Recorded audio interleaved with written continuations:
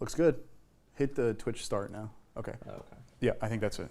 Okay, nice. Good recovery. We should write that down. Yeah. Let me put that in our. Writing it down. Hey, can you guys hear us? Are we real or are we dancer? We could be real or we could be dancer, and we need your help. Make a broadcast. Then hit. Make an. Oh, okay, nice. Oh. We only had 20 minutes of tech issues. Yeah, they. Woohoo! Yo, dog. Hello, everyone. What's up? We did it. Huh? Yeah, we're getting better. Time, Yeah, speed run. Time. What was our time? Drew. Are we on Twitch? Let me Hello, everybody. Hello. Let me Thank see. you very much. Hello. Yes. Hello, Super Soap. Thank you. You're the first person that made us feel like we exist. We did it. We did it, Reddit. Bro, my notifications are going crazy. This guy's skill check is streaming again. Upvote. You know what I mean? Getting better at any percent I see. True. Yeah. Any percent stream start. Yeah. Oh, Upvote. man. Hello, everybody. Hey. Welcome to our once monthly deck review stream. Although Steaks. this one is special, so we've been reviewing decks for 4 months? 3 months, I think. Are we? No, I think it's 4 months. Yeah. And this stream is going to decide the last, or maybe more, depending on how saucy these decks are. I hope for more.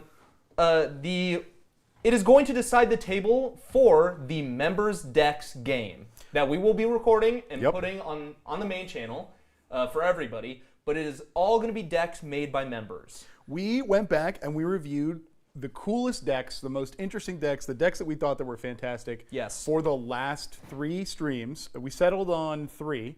Yep. I think it was Chris. I saw you last night. Godsmack.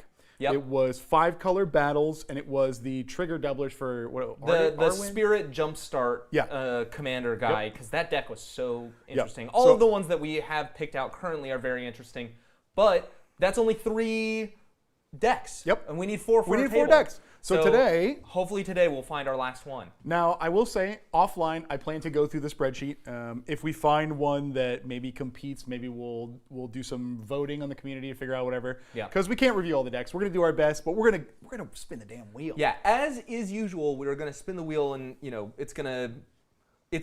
fate is gonna lead us somewhere, and hopefully fate will lead us to the last deck for the table. But if not, then we'll do some off-screen searching. What bracket? Fun bracket. Yeah, it's gonna be fun bracket. Oh yeah. Let's see. I'm just reading all the. Can't find the PlayStation secret layer, brother. If you got an inkjet printer, I know exactly where you can find the PlayStation secret layer. How do you submit if it's still available? It is still available. You just need to link your YouTube or Twitch to our Discord. You must be a YouTube member or a Twitch subscriber. Check announcements. There's a channel that's pinned. Look in there for a pinned post. Yeah. Yeah, it's a little couple hoops, but as long as your YouTube or your Twitch are linked to your Discord account, it becomes way easier. You'll just be able to see the channel and then click on the submission thing. Now, something is different since the last time we did this deck review. Are you looking at YouTube chat? Yes. Look at everyone's names. Yeah. YouTube has decided, and this has been rolling out for months, that display names are no more. Everyone's real ass name is They're just... at. Yep. So, interesting. Like right there, I think that a lot of them are people's real names. Wow. Yeah. I don't know that I love that from YouTube, but that's the world that we live in I'm now. wondering if that's a setting on our end, but maybe not. Nope. Yeah, that's crazy. Nothing I did. Wow. A Reddit post going back 4 or 5 months saying, what's happening? Yeah. Supposedly it's to combat... Involuntary lag. This is my legal name. Wow, that's epic. It's to combat like people parodying or pretending to be other people. But here's the thing. Chat said this a fucking billion times. I can just make my @name Elon Musk. Yeah. No one's going to stop me. Like, it doesn't matter. And it seems that you can change it. Yes, you can change it. Yes, you can change it. Yeah. Yeah. So you may recognize some people, like Nothing Yet is Haifa. I'm sure you've seen Haifa talking about his decks. Pay me no mind. Obviously, pay me no mind. Yeah, I recognize a lot of you guys, but if you guys have talked in the previous deck review streams and we don't recognize you, I apologize. YouTube is scamboozling you. Yes, but that's okay because you're here and we're hanging out. And I think we're spinning a wheel? I think we're spinning a wheel, Zach. Oh, wait.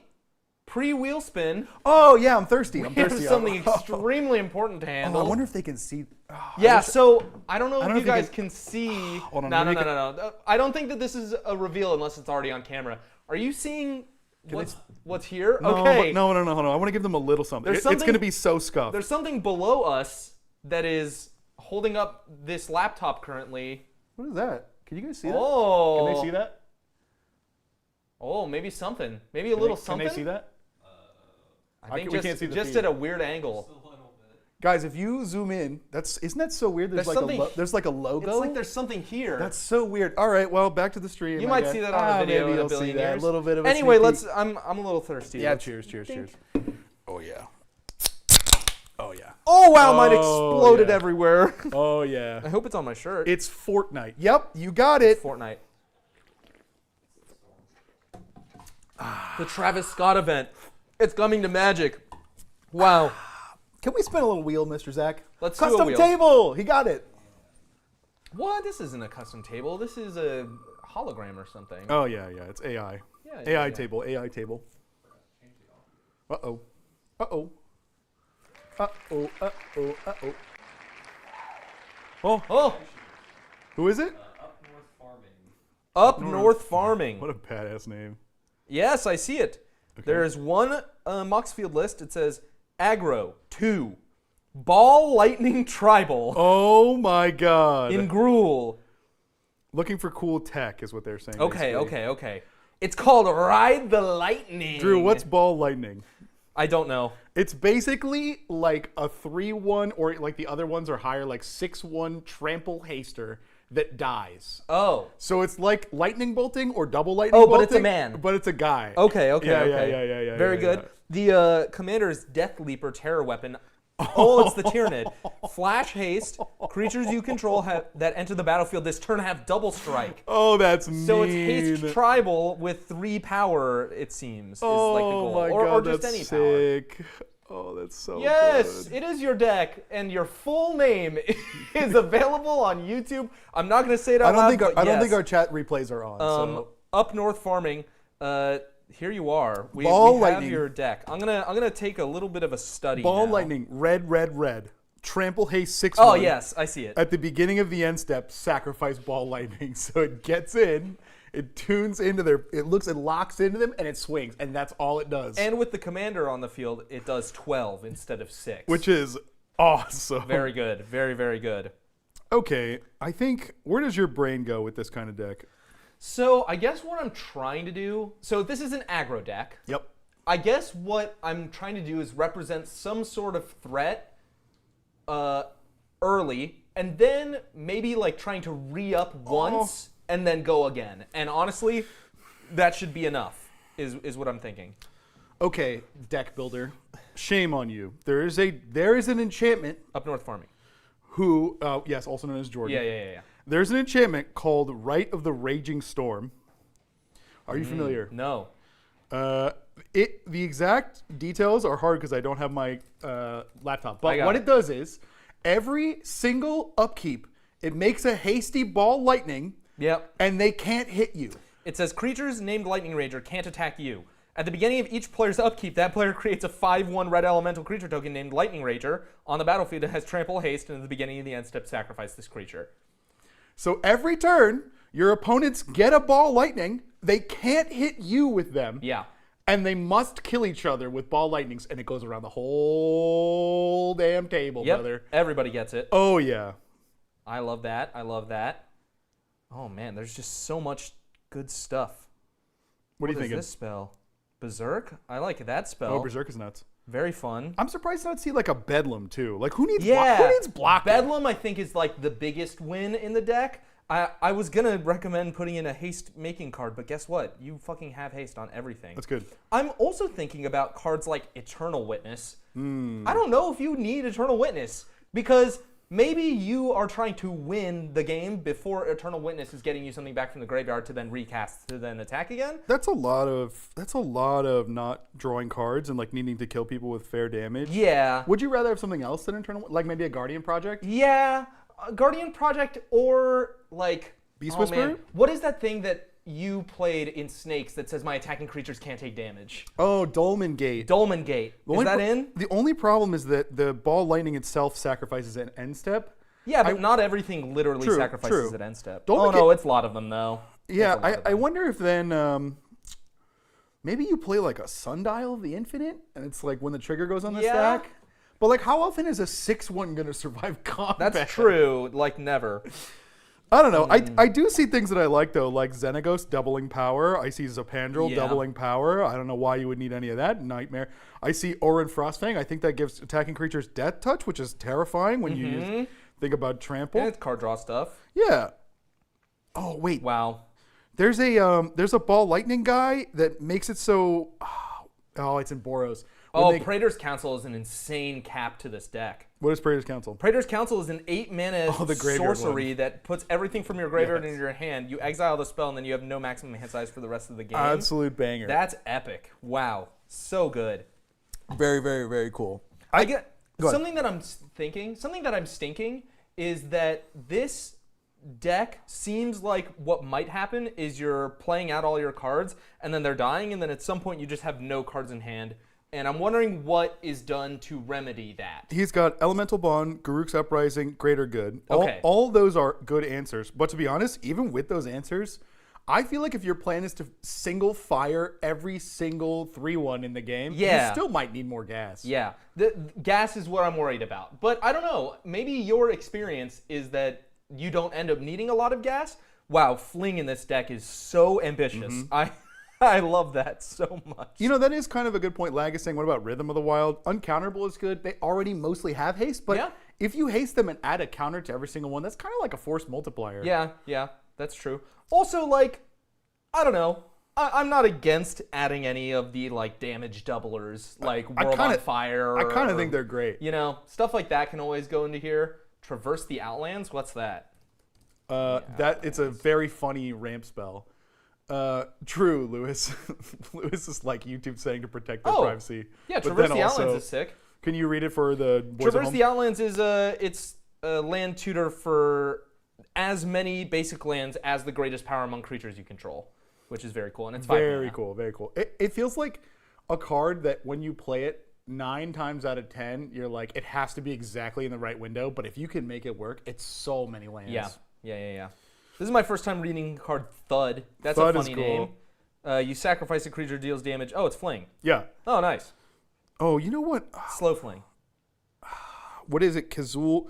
In your land, I don't see Kazul Cliffs, Kazul's Fury. It's a tap red land that is also Fling. Yeah. Is it? Oh, is it an instance? Okay. I confess I'm an architect man. Yep, they have it. Yeah, Okay, Kazul's good Fury. call. Yeah. Very good. Overall, what do you think? I think that I drank some Coke Zero. I drank some Coke Zero, but I like the idea of the deck. I am so curious to understand how this would play. Like, I want to run like 4 test hands to see what it looks like. I'm going to do a test hand right now. I'm Rip on it. Moxfield. I can just rip a test hand. Because a part of my brain says that like I run out of gas instantly.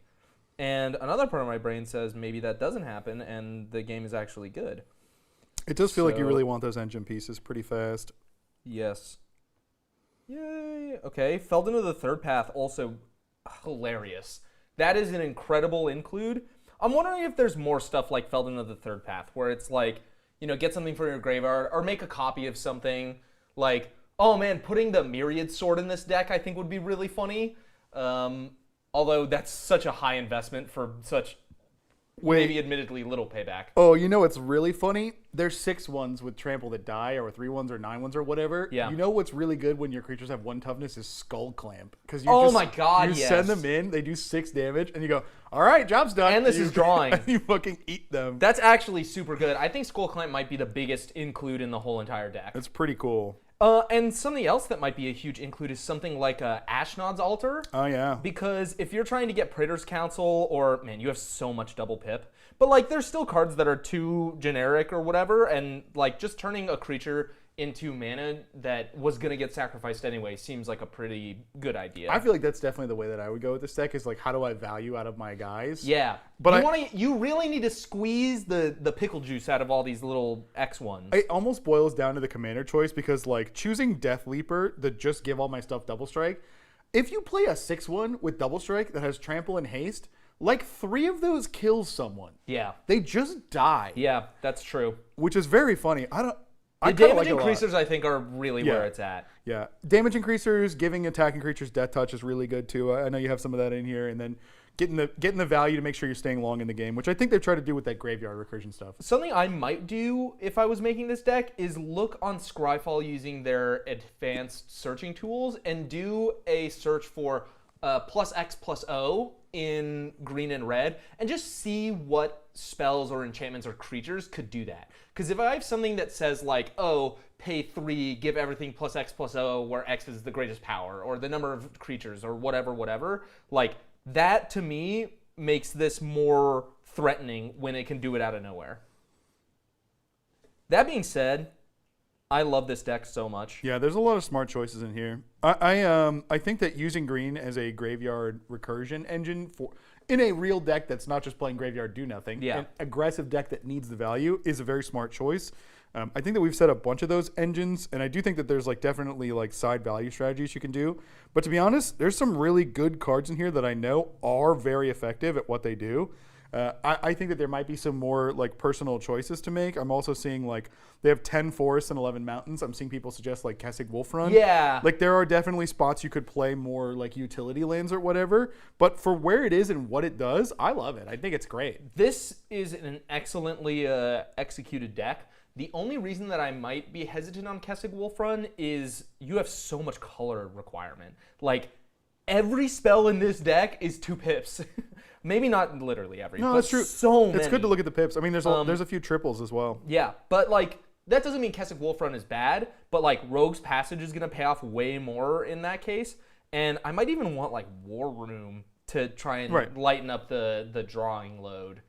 Greater Good? Oh my god, Greater Good explodes this deck into a million pieces. Yeah, yes. He has it. It's a great card. Okay, yeah, good. Very, very good. All right, rating time.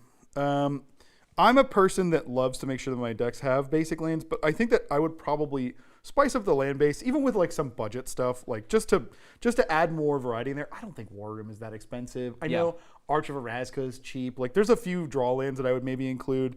I really like the concept, and I think the commander choice is what pushes it up from an 8 to a 9 in my perspective. I think it's a 9. Yeah, I think that it's so hard because this is so out of my wheelhouse, but looking at the deck, this looks so funny. It is very funny. It looks so funny. It is very funny. If you sit down and you say, I'm playing Death Leaper, and they're like, what the fuck does that mean? And it's like, oh, it's just a creature that has flash and haste for some reason. Genesis. Have you seen Genesis before? Uh-uh. It's a creature that while it's in the graveyard, you can pay 3 mana to get creatures back. Like in your upkeep. Yeah, at the beginning of your upkeep, if Genesis is in your graveyard, pay 3 mana if you do return target creature card. Wow. This card, to me, does what Ewit does, but like way better. And you have to find a way to kill it, but bro, we got sack outlets. Yeah. We got shit to do. Yeah. We're chilling. I think Ryan and I are both like die-hard sacrifice players at the end of the day, so we see you playing creatures that sacrifice themselves anyway, and we're like, oh, this is just value in waiting. Yep. And I think that's where we would trend it if we were building it. I think, Defense of the Heart, also incredible. Just a great card all the way around. Yeah. How could you not include Defense of the Heart in just anything? Can we talk about Last March of the Ents? Yeah, I saw that. Guys, Last March of the Ents says this spell can be countered. It's 8 mana. It's one of my favorite sorceries of all time. One of the greatest examples of what a sorcery should do, in my opinion. But it says draw cards equal to the greatest toughness among creatures you control, and then put any number of creatures from your hand on the battlefield. So I think you're gonna play this and put like a couple guys, or put all the guys on the board, but draw like a couple cards. I want to tell you that I'm looking right now, and I think the highest toughness in the deck is 6. Well, his commander's at least 3, so like you can count on 8 mana, draw 3, play some guys. That's not bad. It's just really funny because usually you see this in decks that are like dinosaurs with like 4 10s or whatever. My highlight of the deck I think is going to be Xenagos. I love Xenagos in this deck, and if you can find other stuff that does things even close to what Xenagos does, that like value engine, or value as in it turns a persistent permanent into more damage, is like what I want to put into this deck. Yep. Because then any ball lightning like surrogate can just do the thing until you win the game. Have you seen Stalking Vengeance? No. It's like my 101st card in so many decks. It's 7 mana, 5/5 haste. Yep. Whenever a creature you control dies, it deals its damage equal to its power to target player or planeswalker. So it turns all these like ball lightnings into 6 damage. Into missiles. Into missiles. It's just so overcosted. Yes. If I had to rate the deck, Yeah, man, 9 for it's me. so out of my wheelhouse that I really don't know how. I think I might give it a 9 too.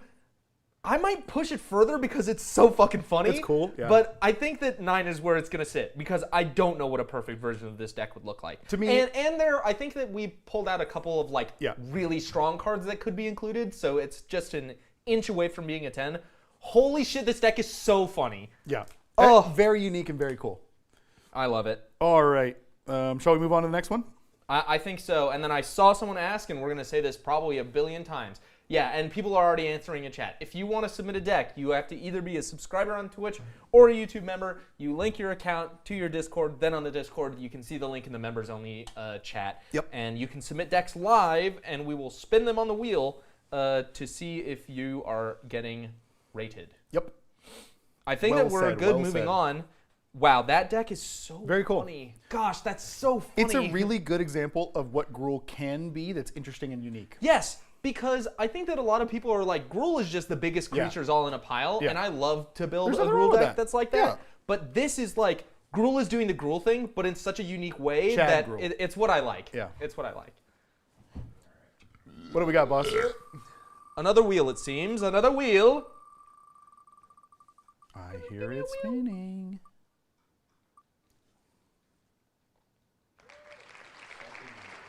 Saltymandias. Okay, there's 2. Ah. Let's see what they got here. I'm going to do the bottom one. You do the top one. Yeah. Or I'll I'm, look at I'm them. reading through the descriptions. Yeah. Let's see. Removal, devilish deals and choices, infinite life loss, or okay, that's pretty cool. The second one is deck buys players cooperation using Glunch. Ooh, have we seen a Glunch deck? I don't think we've seen a Glunch deck. What is the other one? Let's see. You can pull off infinite life loss combos with demons. With demons. Let's see it. The other one is Rakdos, Patron of Chaos. Both very interesting. I do like those choices. I want to see in the Glunch deck if there's one card. I want to see if there is... Hold on. Pause for just a moment. Okay, I don't see it. Second Sun? Approach of the Second Sun? It is? In Glunch? Aw. All right, looks like we're looking at the Glunch. Now, I think Glunch might be the pick. yeah, I agree. Unless you're in chat and you have a preference. That's a good point. I think that Glunch is a really classic group hug politics deck. Yes. Because, like, one, the card itself is not that expensive, like $2 or $3. And it's like, I think it's like part of an old Commander bundle, Commander Legends. And so, like, it is everywhere. People see it a lot. But when you read it, it inspires, like, oh, this is a really cool and unique thing. You just, like, pick the table and be like, you get this, you get this, you get this. Yeah, Glunch is a card that was made to take advantage of the format, which I think is really interesting. Oh, someone asked in chat, any love for the favorite commander, Azmarino, Mardukai, Stina, Koldakar? No, I mean, yes, but, like, we haven't seen it yet. So maybe in the future. Okay, I think we're looking at Glunch. Yeah. So I am immediately presented with a Jumbo Cactuar in my face. Yeah. That makes me happy. Yeah. Very good. Okay, I'm seeing Aetherflux Reservoir. Okay, good. I'm seeing Wedding Ring. Cactuar's in there. Yep. I'm seeing, ooh, wow, there's like some actual like good cards. Flump is in. That's good. I mean, I'm loving like all the Pillow 40 stuff. Oh, Tristani is an interesting include, I Doubling feel. Season? Eldrazi what? Conscription. Very good. Doubling Season and Eldrazi Conscription. Okay, we have Kami of Whispered Hopes for 1/1 counters. Oh, because Glunch can give them to yourself. Very good. Staff of Domination. Oh, okay. Umbral Mantle. I'm seeing that. Don't think that I'm not.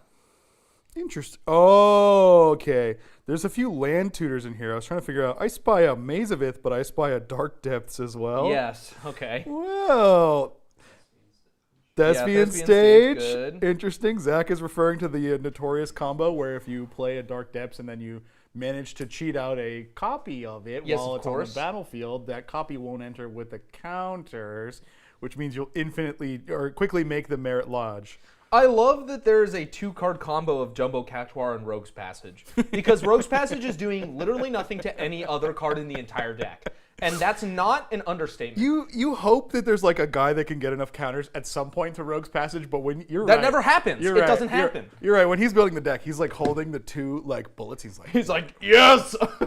I've played 100 games of Glunch and now I see them come together. And then you get Swords to Plowshares and it's so sad. Yeah. But then you gain 10,000 life and it's so happy. This is cool. I feel like I understand the deck building philosophy here because I'm seeing Grand Abolisher next to Jumbo Cactuar. Yeah, it's so like, fucking funny. oh man, that's funny. I like that the deck is a 4, but also is like definitely looking at itself and saying, I'm here to have a good time. Yeah. I'm not here to just play all of the 4 stuff. It looks like there's a lot of, just 1/1 counter sort of benefiting, as well as like some of the EDH rec Glunch classics like Cut a Deal, Master of Ceremonies, Generous Patron, stuff that you're kind of including. Oh, Yes Man, of course. Stuff that's coming in no matter what. I would call this deck Glunch good stuff. Yeah. Like it's Glunch filled to the brim with good cards. Yeah. Nothing wrong with that at all. I super agree. I would say when it comes to the like funny / inspiration category, yeah, it's Glunch good stuff, and there's some of this stuff that I kind of am. I know what it can do. Like you see Jumbo Cactuar, you see Umbral Mantle and Staff of Domination. You're smelling the fecal matter as it approaches. You see Dragon Lord Dramoka, and you're like, okay, I get that. And then you see Approach of the Second Sun, you're like, okay, hold on. And then Scroll Rack, and you're like, okay, that's a really good card, but like, what is it exactly doing in Glunch? It's good stuff, and I'm not sure the direction. It looks like you can go in any direction, I guess. Yeah. I would call it a like mid-rangey deck. You have This is a toolbox. Yeah, you have plans for like your mana on every turn. Doesn't necessarily mean you have a direction. I like that, but when you don't put win conditions in the deck, it gets really bad. You hold a table hostage. Yeah. Thank you for putting Approach to the Second Sun in the deck. At least you have a plan. Yeah. Something that I think, if I saw this deck and was told, hey, like change this to make it better, something that I might do is take out the politics stuff like Cut a Deal and Tempt with Bunnies, and I might just go full into a toolbox sort of deck where like I'm running like just a bazillion win conditions or like a bunch of different ways to win, either through 1/1 counters or through treasure tokens or through drawing cards that like will get me there. Because really, Glunch can do all the politics by himself. He is a crafty jellyfish, and he doesn't really need all of the other stuff in. Now, if you wanted to make a politics deck, then some of the funnier win condition stuff I might take out of this deck. But the combination is, 1, hilarious, and 2, maybe I'm wondering if it's diluted or if it's diverse. I don't know which direction it could be. I would lean into diverse because they have like a few life gain themed cards and an Aether Flux, which even if you don't have the ability to storm off, if you have 80 life, you resolve it. You just hit somebody in the face for 50, call it a day. Yeah. They have Felidar Sovereign, and they have Approach to the Second Sun already. 3 pretty good win conditions, I think, in Commander.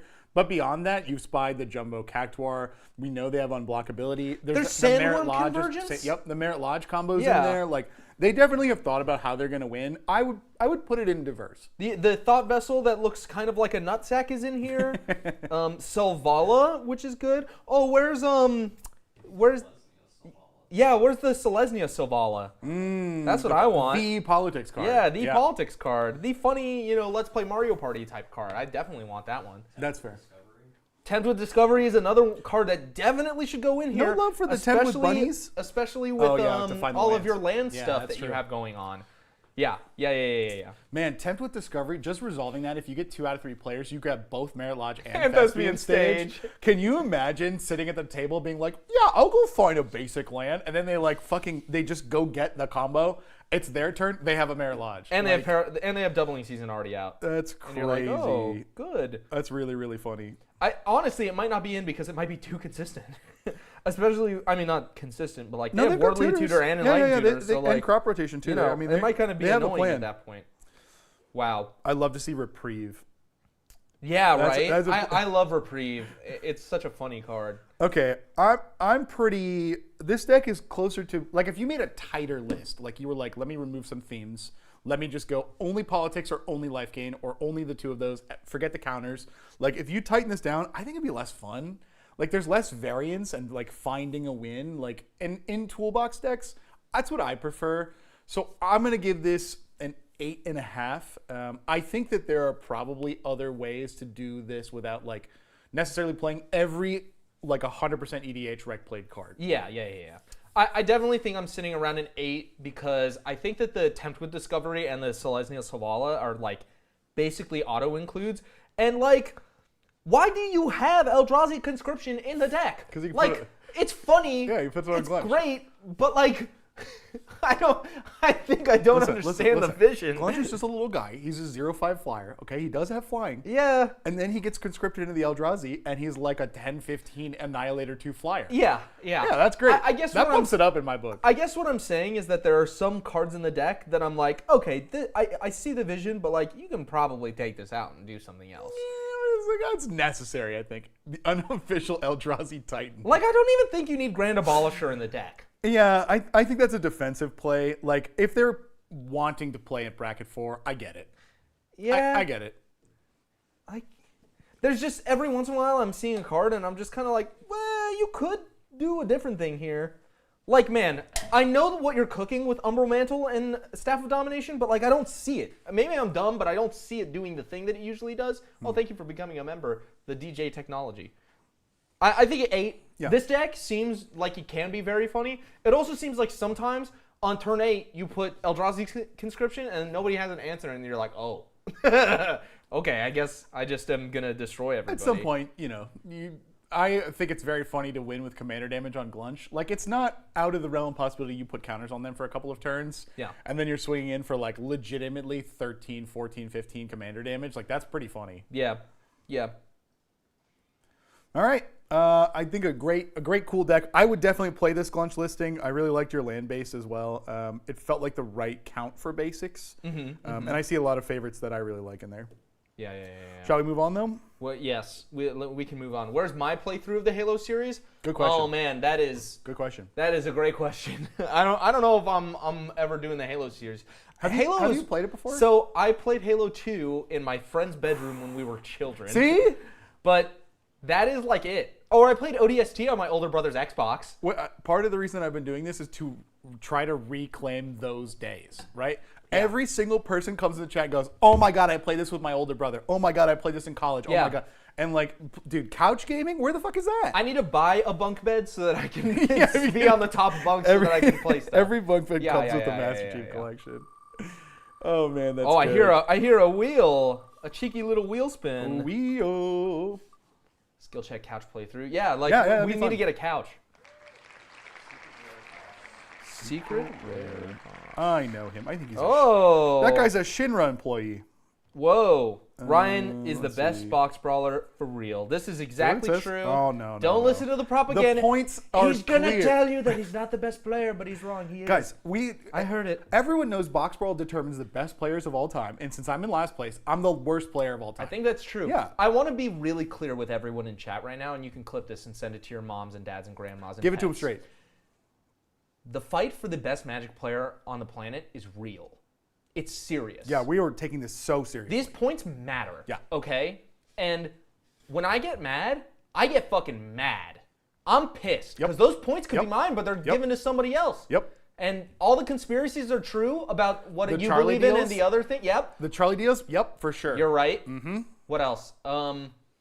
Matt doesn't know anything about the stack. That's Nope, and true. He hasn't learned anything ever. And yeah, no, all that's right. You're correct. Good job. Yeah, well, that's a good one. Okay. From SecretRareHoss, we have a bracket 3 that simply drains life from everyone else, and I get little guys to block for me. Ooh.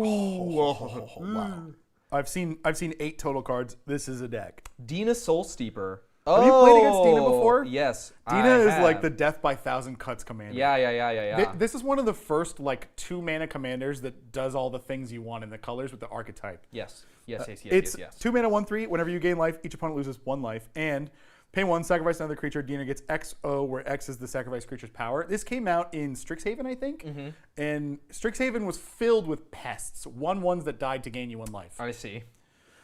Have you seen the artifacts of choice in the deck? Bolus's Citadel, Skull Clamp, Henge, and then all the other Arcane Signet and all that stuff. Wait, I can't find the fucking stuff. Oh, it's because it's sorted by tag and not by type. I went by type. How do I sort by type? There's a deck filter at the top that you can change it. I don't see a top, so no, there's no top combo. It's just Bolus's. But I love to see me a great Henge. I love to see me a Bolus's Citadel. Bolus's Citadel, especially in a life gain, life loss deck. Oh, perfect. I still can't find. At the top, look, it's pretty small. I'm sure it'll look different on PC, but you see deck filters. Oh, deck filters. Yes, I see it. So, have you played much life gain, life lossy stuff? No, but I recently built a deck for Danny that is going to be played on the channel that has that as sort of a main theme. Do you have a commander teaser? It is Sheree, Shizo's caretaker. Shariah Carey, as I call him. What are the strong, because we got these colors here. What's in black? What's the strong life gain, life loss stuff you'd be looking for? So I'm looking obviously for it's not Zilport Cutthroat. It's who's the 1/1 that does drain whenever things die. Well, Zilport is one of them. Yeah. But also, I think you may be thinking about like Blood Artist. Blood Artist, but there's one from Foundations, Blood Witch. Blood Witch is one of my favorites because it counts on its own death as well. Bloodthirsty Conqueror. And I'm just a fan of Blood Witch because I played it in the standard deck that I was playing for a long time. Makes sense. I am seeing Citadel. They've got the Blood Artist. They've got Veto, a very important card in that. Yep. Have you seen much Sedgemoor Witch? Yes, I have. Yep. Very good card. A very good card, especially when you're looking to gain your life as many times as you want. I'm seeing some interesting cards, like a Scoot Swarm. That's interesting. Yep. I think the way that they were building the deck, they said that cards like that are to make infinity blockers that you can eat whenever you feel like, which is sick. What is this card, Iwitch? When Iwitch dies, learn. I twitch. Because he's a guy. Yes, of course. He's a guy. Is there lessons? Well, unless you're... the rules for sideboards in Commander have changed a lot over the days. Or discard a card and draw a card. Exactly. You're probably playing it to discard a card here and draw. I want to look at my list. It's really good for reanimating strategies. Like if you have like some kind of way to bring guys back, which is kind of cool. Yeah. But he's a guy that just blocks for flyers. It's not bad, I guess. Now Arden is a card that I underrated in Final Fantasy because it costs 8 mana. Dude. But the fact that it comes real. down and makes such badasses that immediately just heal you is crazy. Like, yeah, obviously dice removal or counterspells or whatever. Skull Clamp targets, people are saying. Yep, true. Yeah. True. Skull Clamp is huge. Okay, this is the card that I wanted to find. Arden is very funny and very ridiculous. Where is... Yes, Ayara, First of Locthwain. Ayara is a really good include. That is actually and it's not in. Would highly recommend. Very, very epic.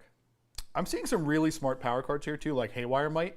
It fits the stat line that they want to kill with stuff, but also is removal. Yes.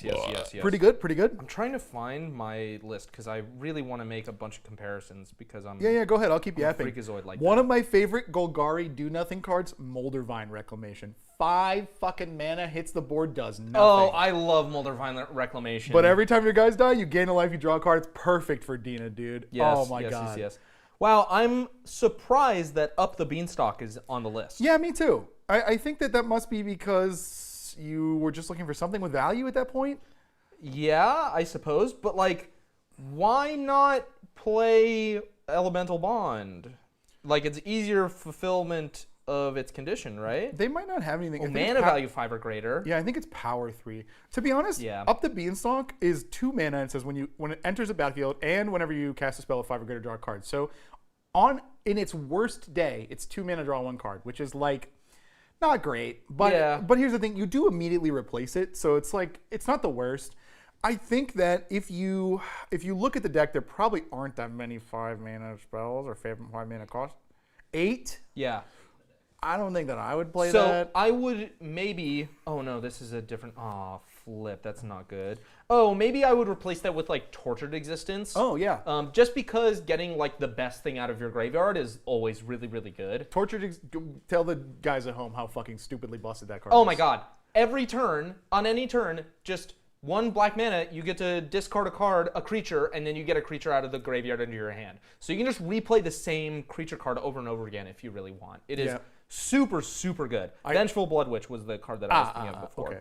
I even see Elemental Bond being good considering Arden. Yeah, if you can reanimate stuff with greater power, that's true too. I also want to say that with Arden and some other stuff that you might be like discarding or whatever, Valgavoth's Faithful is a 1-mana 1/1. You sacrifice it for 4 and you return target creature from graveyard to battlefield. Like, just a good include if you have, that sort of need. I think that I would play Guardian Project, though. I know that's probably, like, overly hyped. But in this deck, there are 15 creatures that cost 2 mana or less. So if you're playing 15 2-1 drops, then, like, Guardian Project reads every time you play a 1/1 for 1, you draw a card. Yeah. That's pretty good. Yeah, it's pretty good. I really like Regal Force. I've never seen this card before. Oh, Regal Force. When it enters the battlefield, draw a card for each green creature you control. Nice. Yeah. Very cool.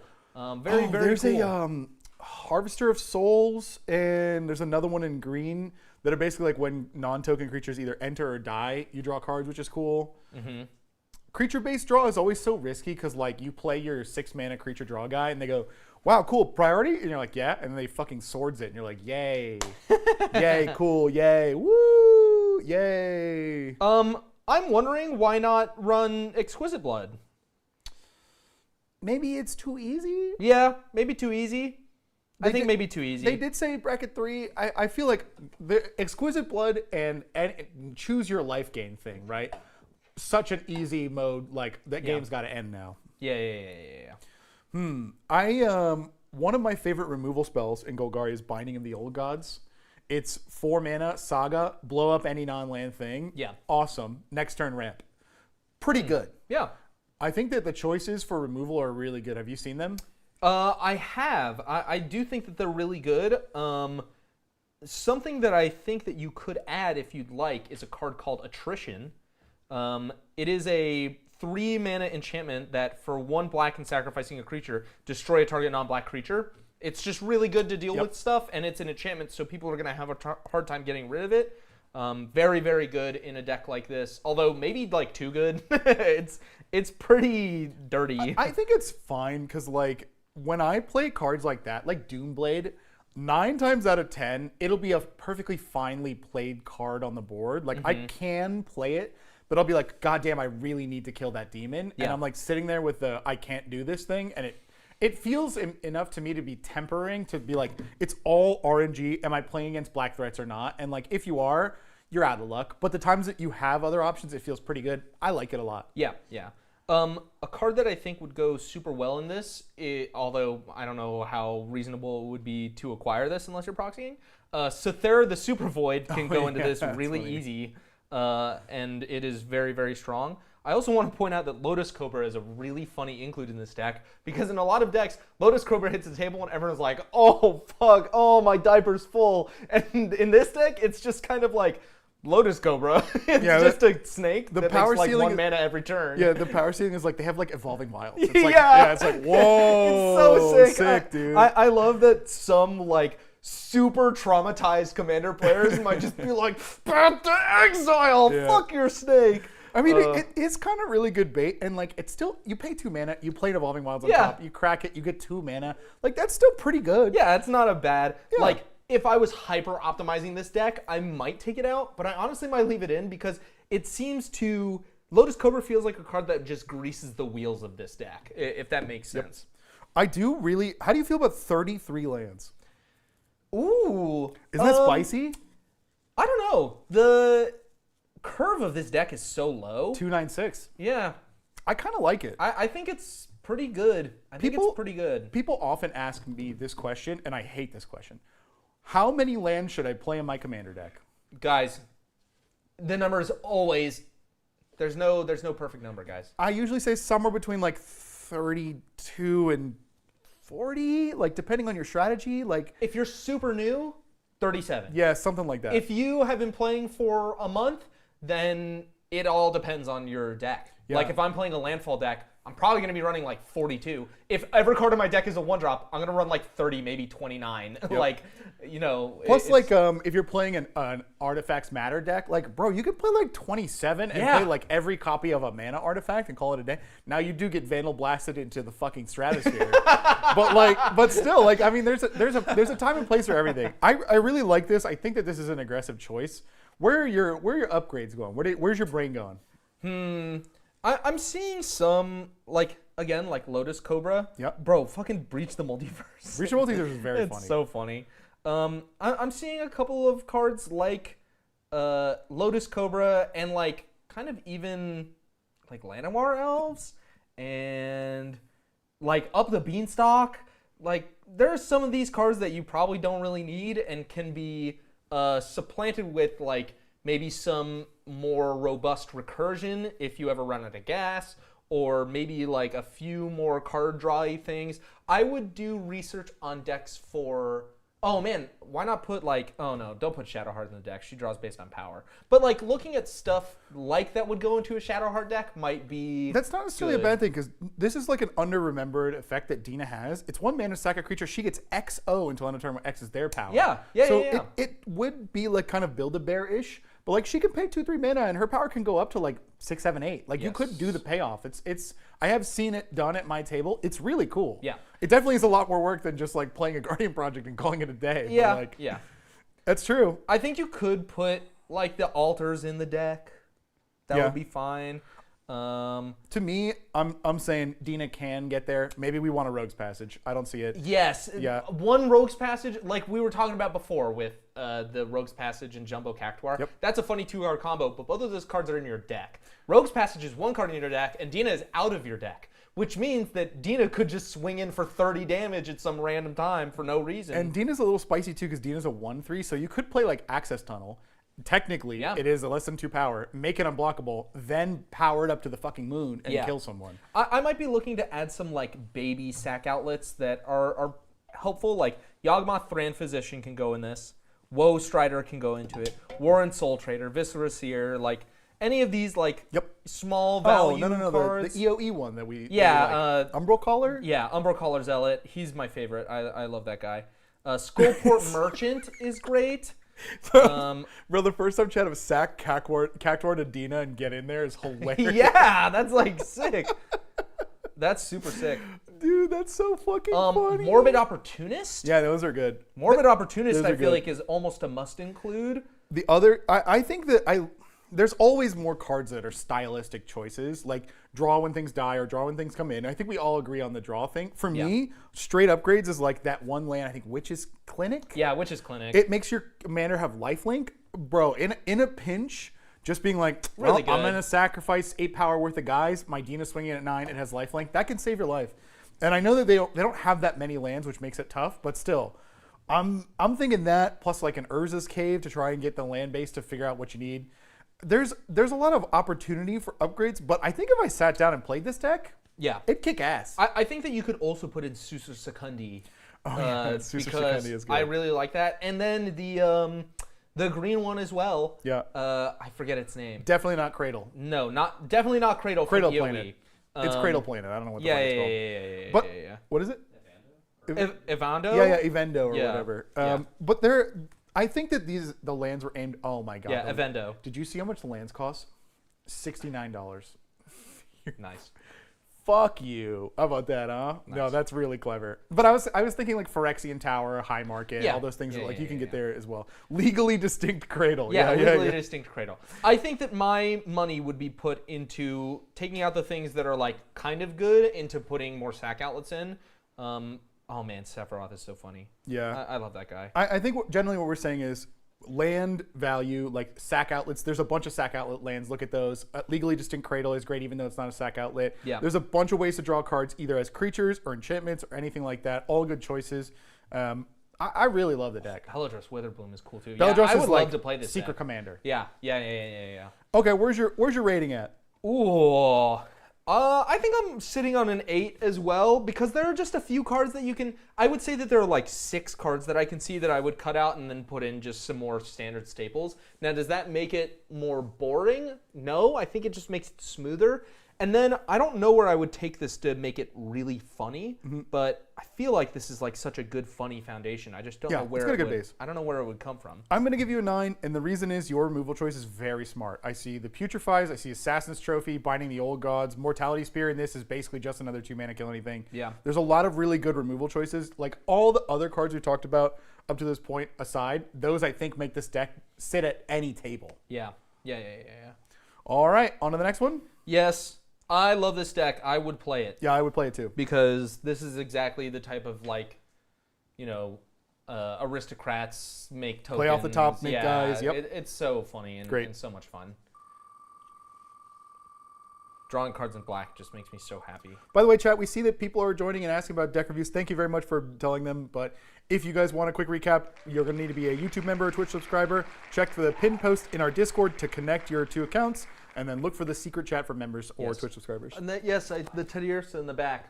That is my favorite Pokemon of all time. What was that, Zach? For Zhynik. There's 2. There's a couple, yeah. Oh, let's see. There's a pair of decks. Be more. You want to? I think there's just the 2. Looks like just the 2. Yeah. They did know. Do you want to look at the top one and I'll look at the bottom one? The top one says the entire deck identity is Throne of the Grim Captain. Incredible. And it's Muldrothas. Wow. That's pretty good. That's horrifying. And then the second one is Ishtola Rule end step flicker stuff. Mono blue flicker or Throne of the Captain. I think let's look at the Throne. Okay. Because mono blue flicker stuff, I'm looking at it right now. You're going to draw a billion cards. You're going to play a billion things. You're going to get infinite value. You're probably going to draw yourself until you have 0 cards, and you're just going to play, what's his name? Labman. And then you're done. So, great deck. I'm looking at it right now. It's incredible. I love it. Let's look at the other one because I don't know. There's not much to say about a mono blue end step flicker deck. Throne of the Grim Captain. I'm trying to It find is an artifact from Ixalan that says that if you have 4 or 5 different things in the graveyard, it turns into a creature, and the creature is okay. Yeah, dinosaur, merfolk, pirate, and vampire. On its worst day, it's 2 mana legendary artifact to tap 2 or to mill 2, which Muldrothas likes. But the backside is, what is that? A 7/7 menace trample lifelink hexproof. When it attacks, each opponent sacrifices a non-land permanent. Then you can put an exiled creature card used to craft it onto the battlefield, tapped and attacking. So what's the I've won the game scenario with this? You put like a fucking horrifying creature underneath it? Yeah, I think for me, the I've won the game is you put like Galta. Dinosaur. And Zagana, and that's it. Dinosaur, merfolk, pirate, vampire. Not even demons. That's crazy for this set. Yeah. It's got to be Galta, right? And play out your hand? I think it's Galta. And then you basically just swing every turn with this like super evasive 7/7 and heal off of it and maybe put like an equipment on it. Maybe like 1 equipment. I see good like utility merfolk as well. Like there's a world shaper that can maybe come back and do some shit. Wow. I see some of this is hilarious. Oh my god, Bloodthirsty Conqueror. Yeah, I just wish it was good. I wish it was. Oh, it is a vampire. Okay, sick. Yeah. That's really good. Yeah, it is. Apex Altasaur. Why is Gravebreaker Lamia in the deck? When it enters, search your library for a card. They can put it in your graveyard. Yeah, it's a graveyard tutor. It's just a tutor. Nice. Okay, I think I understand the score here, and I appreciate the deck owner for boiling this deck down so fast. It's Throne of the Grim Captain. I do see other stuff in here, like a Jace, Wielder of Mysteries. Yeah, okay, we've got some mill strategy, and I see some value guys like Tameo. You smartly assess the graveyard tutor. There's other ones, Buried Alive. Yeah. I see an Entomb. I see a Fact or Fiction. They're trying to get stuff in there. It feels like you play against this deck once. You see Gifts Ungiven. Nice. Gifts Ungiven is perfect. Yeah. You see it do the thing, and then you're like, okay, well, now I understand the deck. It feels pretty like, with the tutors, like linear. Like you know what you're going to get out of this deck. Yeah, that's not a bad thing, though. Yeah. I mean, I've played like a bunch of different versions of like Yenna Redtooth Regent, where it's like, on turn 2, I'm always tutoring for all that glitters. On turn 3, like I'm playing out Yenna. On turn 4, I'm putting all that glitters and copying it, and then like at that point, you're basically winning the whole game. I like that the deck has a mission, and you're gonna go for it. There are a few things that I'm kind of like, do you need this? Like, Lotus Petal seems a little out of place. It just, for such a high cost commander and for such a high value centric strategy that you are desiring, it seems like such a bursty card that it's going to not really do a lot for you. Well, but maybe I'm just needing value town. Have you ever played Muldrotha before? Yes. Okay. Oh, you just play from your graveyard. Exactly. Yep, exactly. Never mind. It's very clear that I have not played Muldrotha Your point still stands, though, because on the way up to Muldrotha, your Lotus Petal gives you the one shot. And if it sticks, then you're like, okay, now I can abuse Lotus Petal. Mm-hmm. It is very like feast or famine, though, because I feel like you could play this. You could try to punch up all the mana to get Muldrotha. Yep. One counterspell, you're in trouble. Yeah. I mean, I guess they need like permanents in the graveyard for other effects. But it does feel like a card where you're like a very high ceiling and a very low floor. Yeah.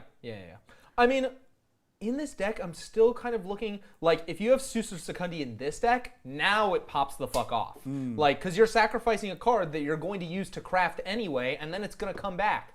Like, how can you have that go wrong? And then another card that would do really good, because you're taking things out of the graveyard, hopefully, is Tival's Judgment. It's a new card in... in... What's it called? Tarkir? Dargenstorm. And Dargenstorm. And it's whenever one or more cards leads the graveyard, you can choose one that hasn't been chosen. Draw a card, create a treasure, make a 2/2 zombie. Like, just good value stuff. Maybe not the best value stuff, but good value. Here's what I will say. I'm seeing the Muldrotha cards that make me tear my hair out. There's fucking Spore Frog. Yeah. There's every seal. And then there's a bunch of artifacts that want to die, like Lotus Petal, Nevinyrral's Disc, and a bunch of other stuff. So... maybe you don't necessarily get your Throne of the Grim Captain playing online, but you are going to play the Muldrotha game. You're going to do Muldrotha. You're going to play the Muldrotha game. So I think that the deck will do well, even if you don't hit the game plan. Yeah. I also really like Pirated Copy. Whenever this creature or another creature with the same name deals combat damage to a player, you draw a card, and it turns into a copy of something, except it's a pirate. That's pretty good. So when you eventually reanimate it with the Grim Captain, you turn it into the Grim Captain. Oh, is it a legendary creature on the back? Oh, it is a legendary. Let's see. You turn it into literally anything else that's really scary because you have so much scary stuff in the deck. That's true. I do like copies and clones in Muldrotha for this exact reason. Yeah. I think it's really cool. Yeah. I think that it's pretty easy to make a Muldrotha deck and have it be good. You just play cards that do stuff. Yeah. And then make sure that they're permanents, spread out your permanent types, call it a day. I think that putting a mission like Throne of the Grim Captain into Muldrotha, it makes it a little special. Yep. I look at Muldrotha decks pretty harshly because it's like the scourge of Magic the Gathering. This is cool. Yeah, it's really cool. This is an idea that I've had for a long time about stuff where in Melee it's the Fox problem, but I'm going to give it to you in terms of Atraxa. So, do you guys know Proliferate Atraxa? Of course you do. Proliferate Atraxa is disgusting because you play her with poison counters and then it's like, come on, you're a villain. But something that like Zach does is he plays spaceships with Atraxa and which is proliferate badass. the charge counters. It's badass, yeah. The card is really, really strong, and that strength lets you do more flexible, funny things. That's what you are doing with Muldrotha. Muldrotha is a grossly strong card, and when people see it, they think the worst. But you are doing a goofy-ass thing, and that is funny. That is good. They fucking put Tron in this. Why did they put the Tron lands in? I don't know. I mean, when you hit the nuts and you can play Muldrotha a couple turns early, I guess. But like, that's pretty badass, that's so actually. Funny. Why? That's really good. That's so funny. Yeah, someone mentioned Shifting Woodlands. If you're playing this to try to mill your way into Tron, you might want that, but that's still really funny. God, that's really funny. I'm going to give it... Man, this is hard. This is such a weird deck. I would say... I don't even know where my upgrades... I'm thinking 8.5 is what I'm going to say. On funny, I'm giving you a 9. On actual deck construction, I mean... you have Nipples of Undeath. Let's go. I love that card. Well, I'm trying to think of like where I would go from here that would make it better. And like you have a mission. I've seen good cards. I know they're good. This is a nice twist.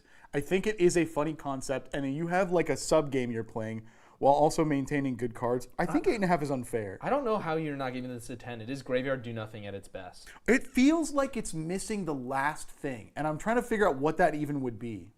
exiling your own graveyard so that it's really do nothing. Yeah, you know what it might be, and this isn't. I'll give it a provisional 9.5. And the reason I think is that what it's missing to me is like a rack of merfolk, dinosaurs, vampires that sit on the side that you sub in and out to like make it feel different. And I know that's unfair because this is one deck, right? But it feels like to me that the strength of this is like we're Grim Captaining, okay? We want to try and assemble like all this cool stuff. I want to see more, right? If I'm looking, so I'm sorting by subtype, there are 3 merfolk in the deck. There are 2 dinosaurs in the deck. There are 3 pirates in the deck. So they're counting on the Entombs, the Gravebreaker Lamias, all that stuff. Yes. And then what's the last one that you can do? Vampire? There's 2. Vampire. Yeah, I think there's 2 vampires in the deck. Okay. So what I am wanting from the deck, yeah, there's 2, is a wider selection of those so that you can animate funnier stuff. And I see also in this deck, maybe it's wrong of me to say, I see a lot of the Final Fantasy cards. They kind of don't really fit in. I can understand if you just have Final Fantasy cards. But like also I'm like, Doc Orlok, I guess, does the combo stuff with Muldrotha. I am wanting to commit way harder to the Grim Captain strategy is what I'm getting at. Is I just want to do that, and I don't want to do any of the funny Muldrotha stuff. I just want to do that, and if I lose doing the Throne of the Grim Captain, okay, I'll play 2 more games, and it'll be fine. Okay. I think, thank you, you've helped me clarify. I'll give you the 9.5. I think it's cool to see a Muldrotha that has a fun plan and not necessarily I'm going to oppress my opponents with infinite Spore Frogs, which you can still do. Yes. But you have some other kind of plan. I agree. I think your hard plan here, and people are asking about throne tutors and stuff like that, is to just take the card you need, put it in your graveyard, get it back with Muldrotha. Yeah. And there isn't anything wrong with that. I would prefer to play this in a more, I'm flipping off the top, see them in the graveyard, and then do it. And that is a stylistic choice. I'm going to give the deck construction a 7 only because I would commit way harder to the Throne of the Grim Captain strategy myself. The idea of this deck is fucking hilarious, and I think if you're going to do it with anyone, Muldrotha is probably going to be the most consistent. Yeah. This is about consistency for sure. I don't know if that's what a funny strategy needs, but I'll tell you what, Muldrotha will do this Grim Captain strategy every game if you work hard enough. Yep. I would just only ever do that. I would remove Lotus Petal and Spore Frog and all this stuff that usually goes in Muldrotha at my own disadvantage, specifically just to do Throne over and over and over and over again. Yeah, it's interesting because we're talking about like substitutions that we would prefer, like Cyclonic Rift, for example. That's not a permanent. Muldrotha doesn't give a shit about it. Yeah. It's a very good card. Yeah. I would not play it, but that doesn't necessarily mean it's not good. You know what I mean? Yeah. Like they chose it for a reason, and probably it's because they get their ass kicked by Kranko. Yeah. Well, I've never seen Seal of Primordium and Seal of Removal, Dude, but that's all funny. 3 seals is so funny. Very, very, very funny. Oh, Seal of Doom too. Yeah. Okay, cool. I think we stand there. I like it. Rip it, Zach. I like the deck. The strategy is funny. Cool our, twist. Our very own Chase has a Grim Captain focused deck. I forgot about that. Yeah. We have a wheel spin. ProArcherz. Oh, I think they just submitted. Let's see. Did they? Yeah, I'm pretty sure this is a post start of stream. A post? Oh, I see, yeah. It's a post. I wonder if they did more than Power level one. 2-ish, all creatures lol. Huh. Okay. Oops, all creatures Voltron. Holy shit. No, is it it's a samurai guy! When they said oops, all creatures. Oh my god, how many are there? Did you see? Chat, don't look at the list. Guess the creatures. This guy said, I'm playing Voltron, but it's all creatures. Guess how many creatures are in the Voltron deck? I think the first 10 that go by are going to be wrong. Yeah. There's no way. Close? Close. Wow, 100 would All be wrong. really funny. 69 is really good guesses. yeah. Good guesses. Wrong. It's wrong, but you guys are in the... You're in the ballpark, but yeah. There are 61 creatures. 61 creatures is crazy. Oh! See, you guys were doing the math wrong. It's 38 lands plus 1 commander, so 39 cards, and then 61 of them, the rest, are creatures. This is fascinating. Why, Brother. why so many lands? What is the... I guess they don't- Exalted? Oh. Their mana curve is 276, and they're playing 38 lands. I think their plan legitimately is to play a land and a single creature every turn. Yeah. Which is so badass. But it's funny because this is so much exalted and like the Neon Dynasties, if a samurai attacks alone stuff, that it's Voltron, but it's on all temporary effects. Wow. So I played this guy in our box brawl for this set. And like it's pretty powerful already on its own. A 4-mana 3/3 with first strike. Ryu Storm's Edge says, whenever a samurai or warrior you control attacks alone, untap it. If it's the first combat phase, there's an additional phase after this. So worst case, Ryu swinging in twice, 3 first strike. A pretty good idea. What effects are you talking about, the temporary ones? So the funniest is Bravekin Duo, a white 1-mana common from Bloomburrow that says, for 1 mana and tap, target creature gets +1/+1 until end of turn as a sorcery only. This is so funny. Oh my god. When I read creature Voltron only, I assumed reconfigure creatures. Yes, that's what I was thinking. Where's the rabbit battery? Where's the platinum Empyrean horse or whatever? But that's not it. I'm not seeing that, which is unbelievable to me. Oh my god, Delny Streetwise Lookout to copy all of the Exalted triggers. Oh my god. Holy shit! This is so funny. There are good cards, like Luminarch Aspirant is great, Kedis is great. I think that there are really smart choices, but man, are the funny ones way funny. Gleaming Barrier in the deck is hilarious. Goblin Champion? Dude, I'm looking at him right now. 1 mana haste, 0/1. But it has Exalted, so if it attacks alone or the Samurai attacks alone, they get 1/1, which is so good. Oh, Simian Spirit Guide? That's really funny. Oh my gosh.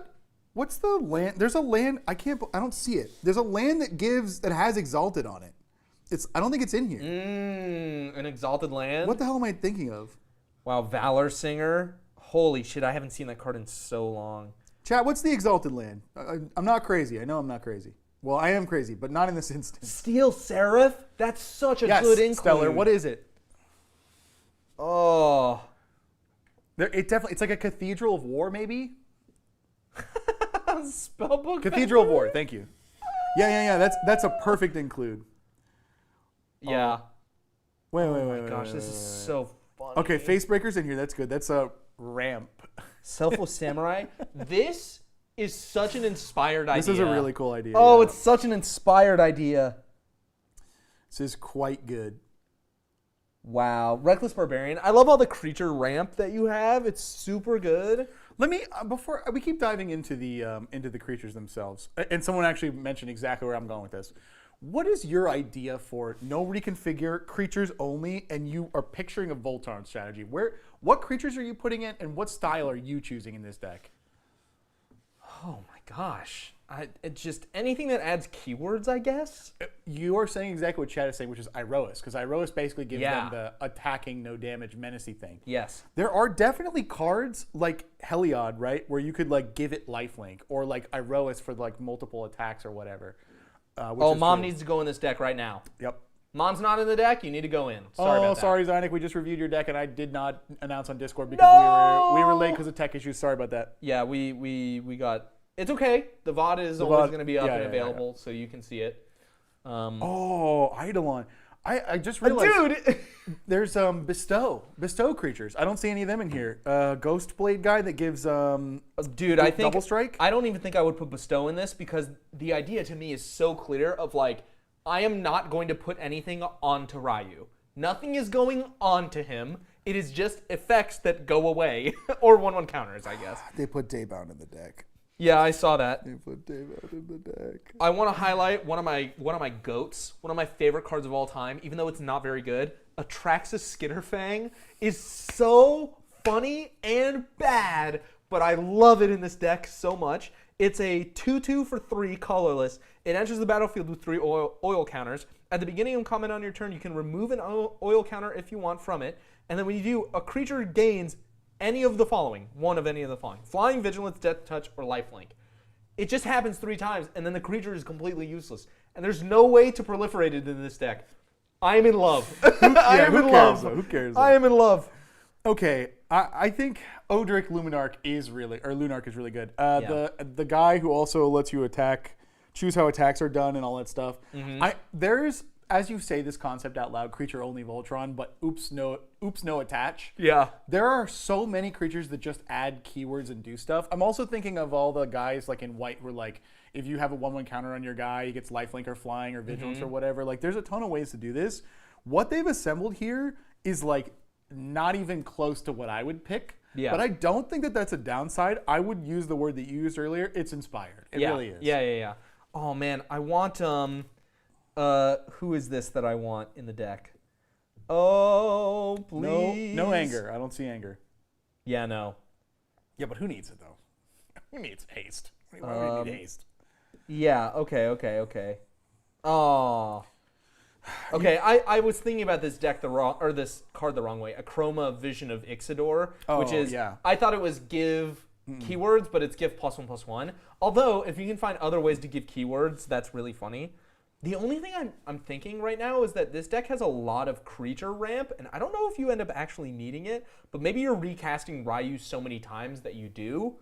Wow, this is so funny. You also are, he's playing like 7 mana, give your creatures +2 and stuff like that. So it's like because you're not playing anything that's meant to do this and you're just playing like basically the draft winners that's like pay 7 mana. It is literally that. Yeah, you kind of maybe do really need the mana and also the card draw, to be honest. I think that there are definitely choices that I would make that would make this deck feel more like a value strategy and less like what this is. Yes. But that doesn't necessarily mean it's bad. Like I celebrate a lot of these very strange choices. Yeah, I'm wondering if there are any like Boros creature cards that represent some sort of value engine that can go into this. But holy shit, I do not care. This is so funny. Have Just you seen put stats onto this dumb bitch and so wing. A card I had forgotten about, Generator Servant. Have you seen that card? 2 mana, 2/1, sacrifice Generator Servant, add 2 generic to your mana pool. If that mana is spent on a creature, it gains a haste until end of turn. That's awesome. I'm pretty sure there are just a bunch of creatures at 1 or 2 mana that just say tap, give a creature haste. Yeah. That's Stuff really, like that would be really that's good. really fun. Like the Taxi. Oh, yeah. Taxi does it. Oh, yeah, Moonshaker Cavalry. Moonshaker. Yeah, you can put that in. But I also think that this deck is $200. That's pretty badass. Like, that's so cool. Okay, look. I don't know that you have the best cards for this archetype, but I have seen plenty of cards that I think have no home in any deck ever. And the fact that they're here, they seem like they would do the thing, and the concept to me is very unique and fun. I'll give you the 10. I'll give it to you. I'm giving you a 10 as well. This is so fucking funny. Yep. I love this card. $32 of this deck is only on Delny. That's awesome. You could reduce the price of the deck by so much. Oh, Karlach would be awesome in this deck too. Well, of course, there's like a bajillion creatures that would give you the extra Oh, combats. man. This is so good. Oh, I love this deck. I'm giving you a 10. This is such an easy 10. I really like the price point. I really like the concept. It's fantastic. Oh. I wonder what like $1,000 of this deck would look like. Oh, my God. It would be really so wonder. funny. That would be really, really Holy cool. shit, this is genius. Oh, this is now, genius. now You're here's a genius. question. Where do you put this? Cards with adventures. Because there's a Pegasus that has a blink adventure. Yeah. I don't know. I think that's against the idea. I kind of also feel like it's against the spirit. Yeah. But they are creatures in their primary half. So it's like, it's interesting. I think that the soul of this deck is you never put in anything that technically works. Yeah. All of it has to be like, yes, I understand. That couldn't be misconstrued. It is like a must include. Oh my God, so good. I kind of like it. It's I pretty love good. this deck so It's much. pretty good. Have you seen like there's a bunch of cards that I'm thinking of like Ranum Unicorn. It's Yeah. like it's like a 2-mana 2/2 and it just dies to kill an enchantment. Yeah, you could put in You could like definitely put creature interaction. interaction in the deck, but Yeah, like yeah, Aranya, Heart of the Spider, I think is in the actually, deck. yeah. Yeah. Very, very good. Yeah, and I'm sure there's more cards like the Iron Spider tapping to put counters and then eating the counters. Yeah. As well. Like I'm sure there are ways, but they would be I pointedly roundabout. actually think the Spider-Man set probably has a lot of stuff fuel like for that. this deck. Oh, Balloon Man is definitely good too because their tap effects can be activated as haste. So instead of them being attackers, you just use them to tap for their abilities more. This is so That's funny. really, really, oh really my funny. gosh. Okay, cool. This is such a cook. You cooked. It's a 10. Great You job, win. great job. I love this deck. This might be getting played. Well, yeah. This might be getting played. Oh, Boros Sephiroth. That's true. Well, Oh yeah. That's true. That's not bad. I like that a lot. Have you heard of the combat phase? Haven't you heard of player removal? How'd we do, Zach? Are we ready to spin? I think we're good to spin. Yeah, rip it. I thought I heard the noise. That's why. God, oops, all creatures, Voltron. Play this into the table with no board wipes. Yeah, no one's got board wipes. They can't hurt me. Yeah. They can't hurt me if I can't read. cpaynetrayne. That's true. Also, I was thinking about the higher version of this deck, like Avacyn goes right in, right, to protect your guys. cpaynetrayne. Where's this person at? I don't know. How do you spell their name? C, like the letter C, and then P-A-Y-N-E. C-Payne. Ah, cpayne. I see. Yes. Oh, okay, there it is. Riot Games. Cheat out big things and smack them into opponents. Okay. Okay, they look for little rating actions. It's a bracket 3. Rakdos, Lord of Riots. When you cast Rakdos, or you can't cast Rakdos, Lord of Riots, unless an opponent lost life this turn. It has Flying and Trample. It's a 6/6 for 4 mana. Creature spells you cast cost 1 less to cast for each 1 life that your opponents have lost this turn. Yeah, this is a classic banger commander. 37 creatures. Good start. Very good. Very, very good. What's your first go-to with this kind of deck? I mean, of course, what you can do is do Eldrazi and Yeah, then cast a of bunch of course. things for free, as long as you're dealing damage. Here's the thing. If you're dealing that much damage, like, you might just kill people instead of needing to cast this stuff. So, you know, it kind of can go a bunch of different ways. What about you? What are you thinking? Yeah, I feel like the sweet spot for this kind of deck is 6, because it's like Rakdos is a 4-drop. You just need to play like something that can swing in hard for 1 or 2, then play Rakdos. Rakdos swings in the next turn. He hits them for 6, and then like 6 drops are free, which is crazy. Yeah. And I am seeing that like Anti-Causal Vestige is there. There's a 7-drop Meteor Golem, Sandstone Oracle. Like those are strong cards. I am not seeing that much Eldrazi. I'm thankful, because that does kind of feel like you were like, well, okay, I need an Eldrazi deck. Yeah. And I'm also seeing a bunch of stuff that is going to make getting Rakdos out easier. Like, I see Unruly Catapult, which is a really funny include. Scrawling Crawler, obviously very good. And I think that Rakdos might do best with these, like, little value things, because then you get to play him, like, on curved usually. And then when he swings in, you can get a big thing down. But, like, getting that small ping is like really important. Yeah, you need the enabler. What's your plan for enablers? Like a little guy? Yeah, either a little guy or just, to me, Scrolling Crawler is the perfect. Have you seen Spear Spewer?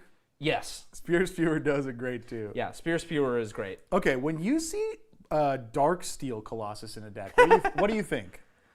When I see it in the deck, what do I think? Darksteel Colossus is an 11 mana 11/11 with Trample, Indestructible, and then if it would be put in a graveyard, you reveal it and you shovel back in. Yeah. I do mean, you I think he's just a big guy. What I think, that's true. What I think is that they looked at Blightsteel. They Yeah. said, I'm not that guy. Yeah, they're And like, they I want to put be a little bit Darksteel, more honest. Which is way more badass, because Yeah. you don't need Blightsteel. Darksteel will get it done just fine. Yeah, exactly. Which is a base decision, and I celebrate it. I know that you know this card, but chat, I need to bring you to the light of the world that is Temporal Extortion.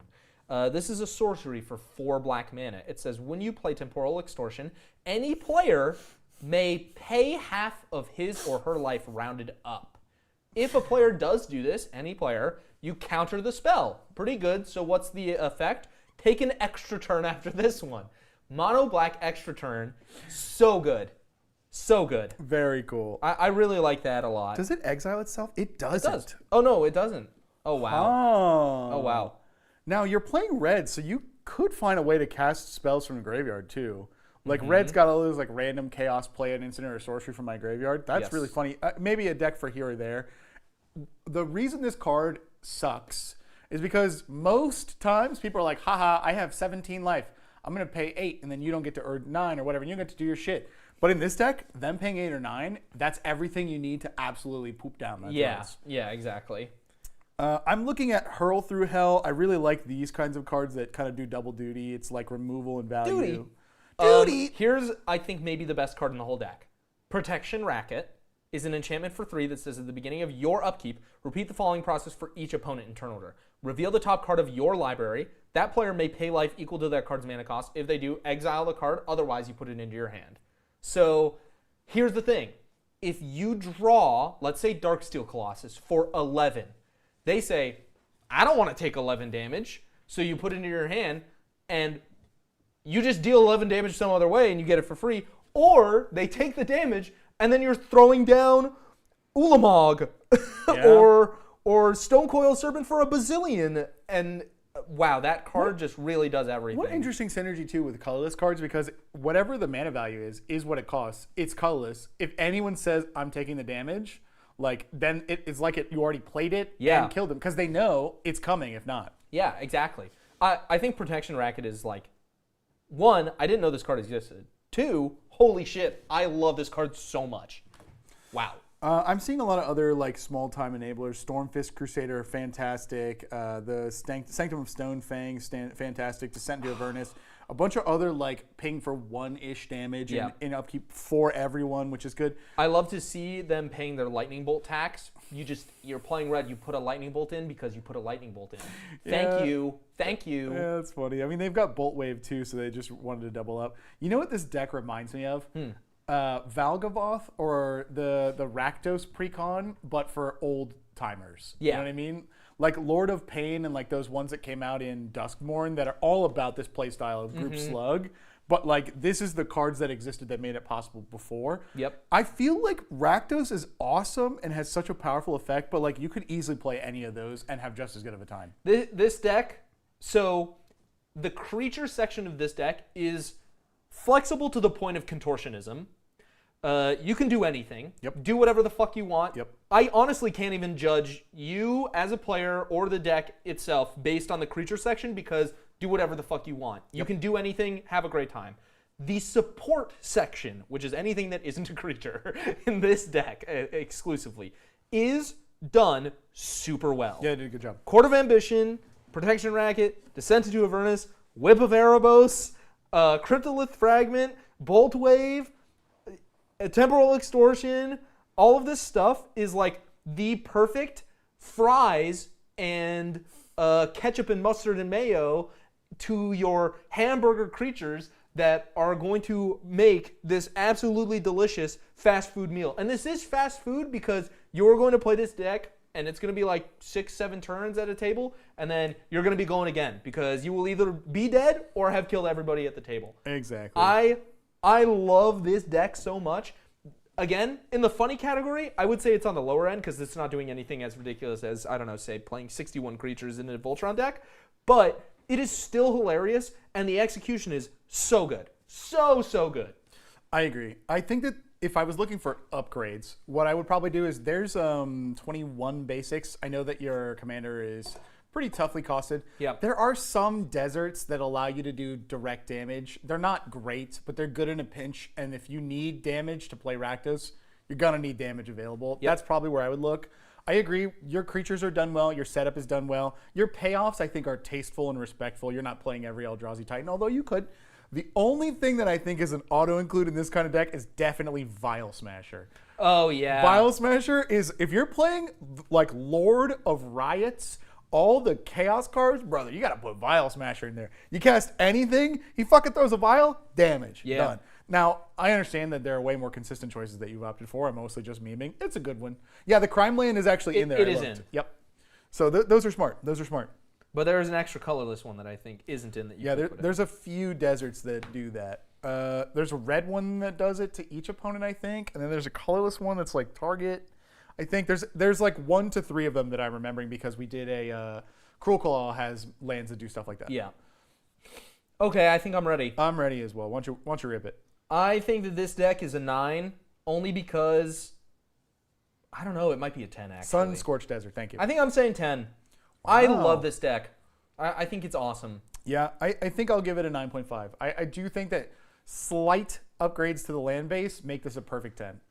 Yeah, that might be true. Concept, deck building, everything amazing. Yeah. I think it's truly well done. And to be honest with you, I don't think it needs the damage things. I think it makes it better. But like, this is a great deck, dude. Yeah. That's a great deck. Incredible. Yep, well done. Incredible. On to the next one. On to the next one. Watch it with your baseless flattery, chat. Yeah. Watch it. Thank you, though. Thank you. No flattery allowed. I'm seeing a bunch of friends and familiar faces tuning in as well. Thank you, guys. Yes. Oh, I know that guy. Monkey's hash. There's 2 decks. Mm-hmm. Excellent stuff. All my decks are bracket 1 now, apparently. All hail the Lord of Bracket 1. This one says, please read all the cards in a Scottish accent to properly respect Angus. One day I will steal someone's lands. Hold on a minute. What are we looking at here? Oh, Jesus Christ. You can take our land, but you can never take our life total. Why does it say that Angus Mackenzie, the card, costs $0? Probably because it's unavailable on that website. Yeah.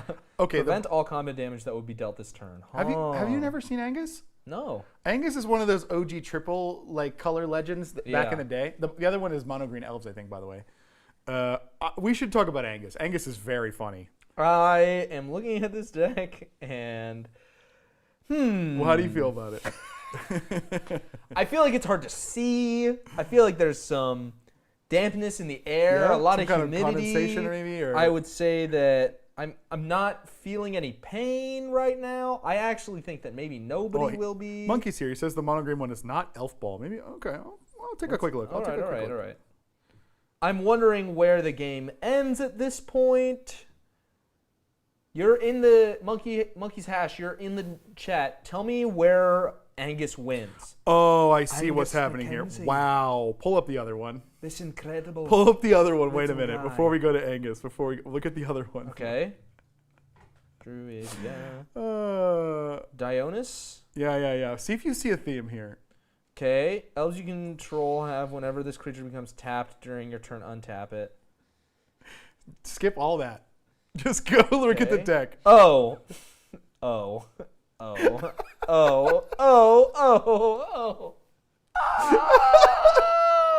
There are 23 creatures. Every single creature has druid in the name. They're all druids. Wow. Oh my god, there's druids and sorceries, there's druids and instants. It's oops all druid, there's druids and artifacts. The druid class, druid call. Bro, welcome to Druid Park. Druid College. We should probably talk about this one, yeah. Okay, before we talk about this one, Angus Mackenzie is a deck that is all fogs. Yeah, it's oops all fogs. It is yeah, for only sure. preventing all combat damage every game, and I asked the creator of the deck in chat what the win condition was, and he said Divine Intervention, which is an 8-mana white enchantment that says put 2 counters on this card, remove a counter during your upkeep. When you remove the last counter from Divine Intervention, the game is over and is considered a draw. Yeah.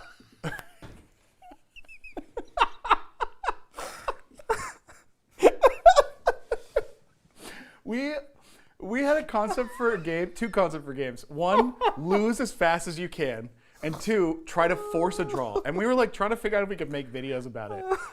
You have given me hope that we could do force a draw tribal. That's very funny. This deck is so funny. I have to know what your game pod thinks of you. With Druid Park and Divine Intervention, please tell me you play these decks. Please, Christ above, tell me that you play these decks. He druid, you know what I mean? Oh my gosh. Okay, Okay, we're going to Druid College. well, But oh my god, that Angus deck is awesome. that is a very funny Angus deck. Oh, thank goodness. I'm so happy you played these decks. Hey, we had a good time at MagicCon. Thank all of you guys who play with us for Yes. not bringing that Angus deck and holding us hostage at the For table. 5 hours. He literally Yeah. just said it's held hostage tables before. Oh. Okay, do you have many of these like exhibition decks where it's like, look at oops all druids? I don't. Yeah. I don't have a lot of these. Why haven't you built one? That's a great question because I'm looking at this and it makes me want to make one now. It's funny because like the commander is like a druid. I think they picked it because it's the arch druid. Like I don't think there's any other reason. There's some elves. This shit is a bear, but it has druid in the name. Wait a minute. Druid's familiar. Hold on a minute. Wait a minute. Go to the H section. Is there something missing? H? Yep. Where's Hermit Druid? Oh my god. 0. That's the best druid. You fucked up. What's happening here? Now I have to audit the whole deck. Yeah. Blasphemy. Yes, Guiltleaf Archdruid is here. Have you seen Guiltleaf Archdruid? No. This is the card he was referring to when he said sometimes I'll steal their lands. Oh. Yep. Okay, do you want to tell? Yeah, chat. 5 mana green creature. It's a 3/3. When you play a druid spell, you may draw a card. Fucking epic. Tap 7 untapped druids you control. Gain control of all lands target player controls. Bracket 4? Bracket No. 4. They're not removed. They're not removed. He just steals them all. Yeah. Oh my god. Holy shit. I love that you are playing just a soup of cards that say the word druid and then preposterous proportions. Because Yeah. at some point, you want to give them all +10/+10 and then attack. You know? Do you see? Ichneumon Druid. Yeah. Does 4 damage to any opponent casting an instant. This does not apply to the first instant cast by an opponent in each turn. But- Oh, it punishes them for playing on other people's turns? Well, for more than one spell. That's funny. Okay, but why though? You know what I mean? Like why? I'll tell you exactly fucking why, Ryan.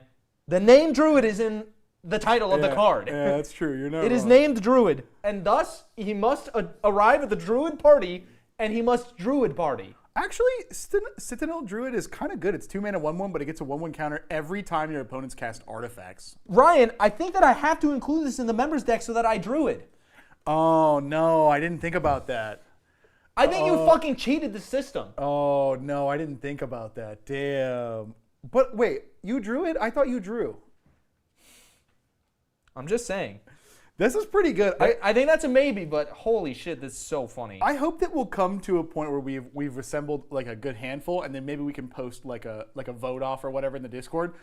I do think that once he's found the funny, that's maybe it. That might be the end. Here's the thing, the fucking Voltron was so funny too, but Yeah. man, Druid is so good. It's so good. It is great. As far as like how to actually play this deck, I am seeing some good support in here. You have Snakeskin Veil, you have Fog, Crows and Grip for removal. I like Rapid Vigor. I'm seeing some kind of like Kindred strategy, Door of Destinies, Banner of Kinship, stuff like that. Now, let me ask a question. What the fuck is Maskwood Nexus doing in here? I know that it's going to turn them into elves, okay, so that you can actually play your commander. But like those aren't druids, because then if you play it, you don't name druid. You've already got druids. No, you do name Druid so that the Druid's familiar can be a Druid. Oh, and then when you make the guy, he's a druid. Yeah, and then there's like Elder Druid is actually a cleric. I wonder Right. if they've eroded him. Hold on, let me view the details. That's a pretty good point. I didn't Yep, think they about eroded him. He's an elf cleric druid. Okay. So never mind. that. Did you see the? I think I just say druid anyway. Did you just see the fucking lands? what? Yeah, 33 forests. Why is there Yavimaya? That's a great question. He. Why? Is there? It's because you're making everything a forest because you're the druid party man. That's a really good point. Yeah, this deck needs more tutors to get your Yavimaya and turn your forests into forests. Is really what I'm thinking.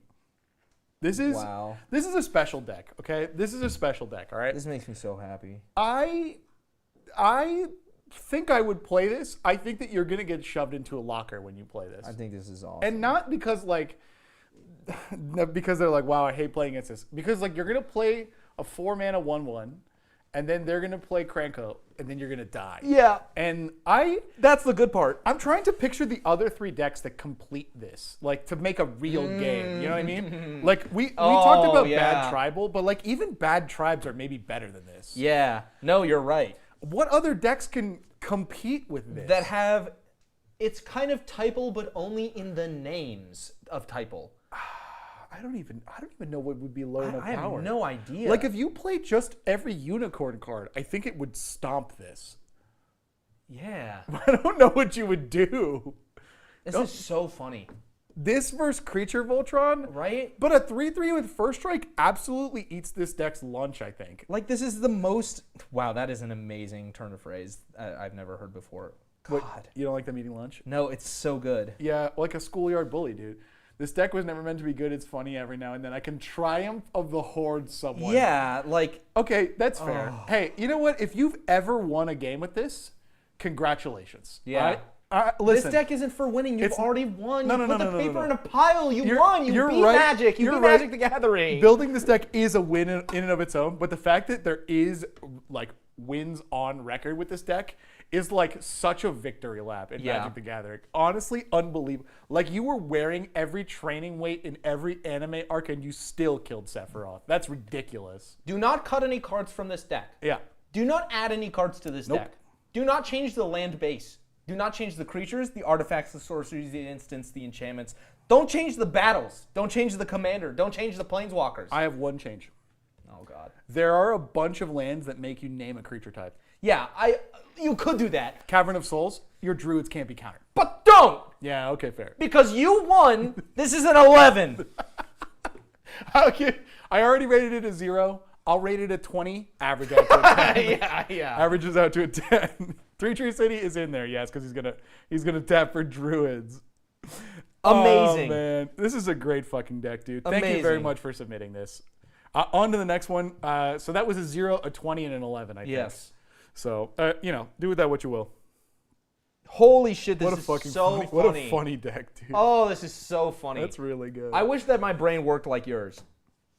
Golly. That's so good. Well, you gotta play Path of Ancestry, right? Because then when you play Druids, you scry 1. Oh, actually, Path of Ancestry is a really good include. Because also scrying feels like such a druid thing. It is a druid thing. They're like looking in the Very trees mystical. and the leaves. Yeah, they're like talking to squirrels. Very like crystal ball type stuff.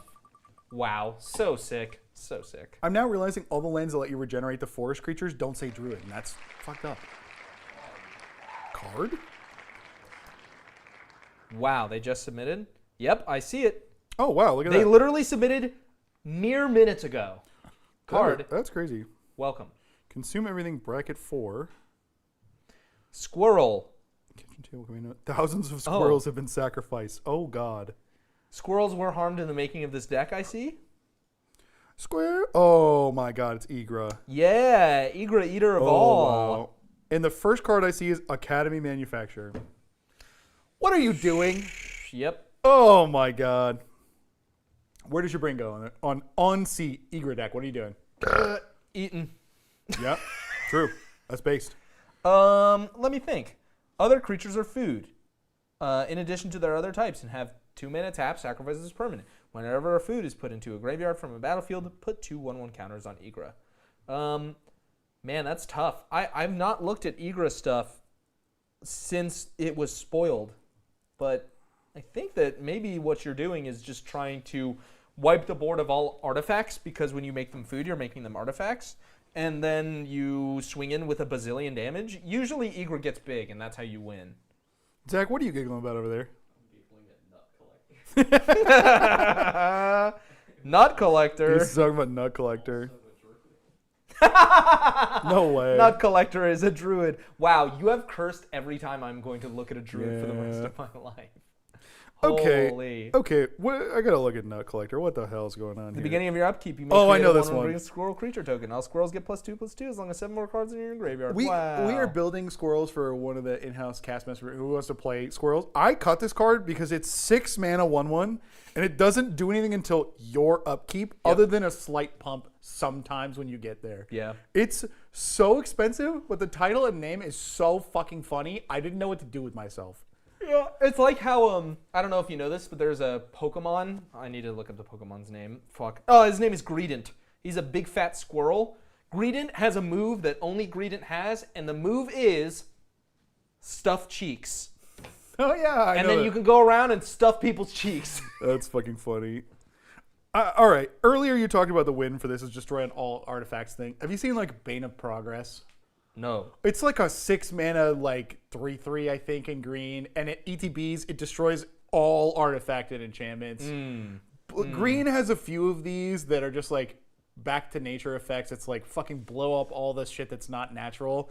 In these colors, this would be a nasty combo to do. Yeah. This is just like, I'm not playing any board wipes. I'm just playing destroy artifacts. You guys aren't doing anything unfair. You fucking play the guy, and you just ruin their life. And like, will it work? Yeah. Yeah.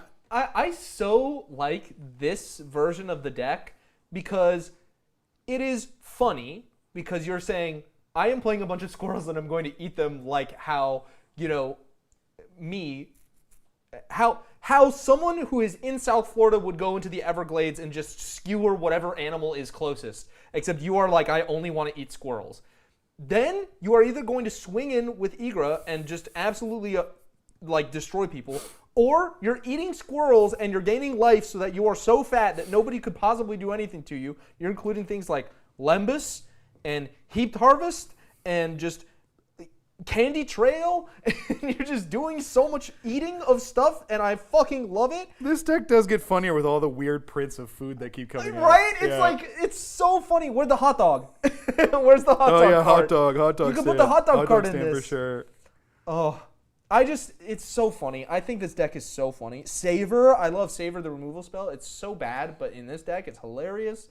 Oh, I really like. Or you make a bazillion squirrels, and then you click Overrun, and then your opponents are dead. It's so good. I really, really like the. I like this build. It's so funny. Masamune's in the deck because why the fuck not? Oh, dying triggers. Yeah. Yeah.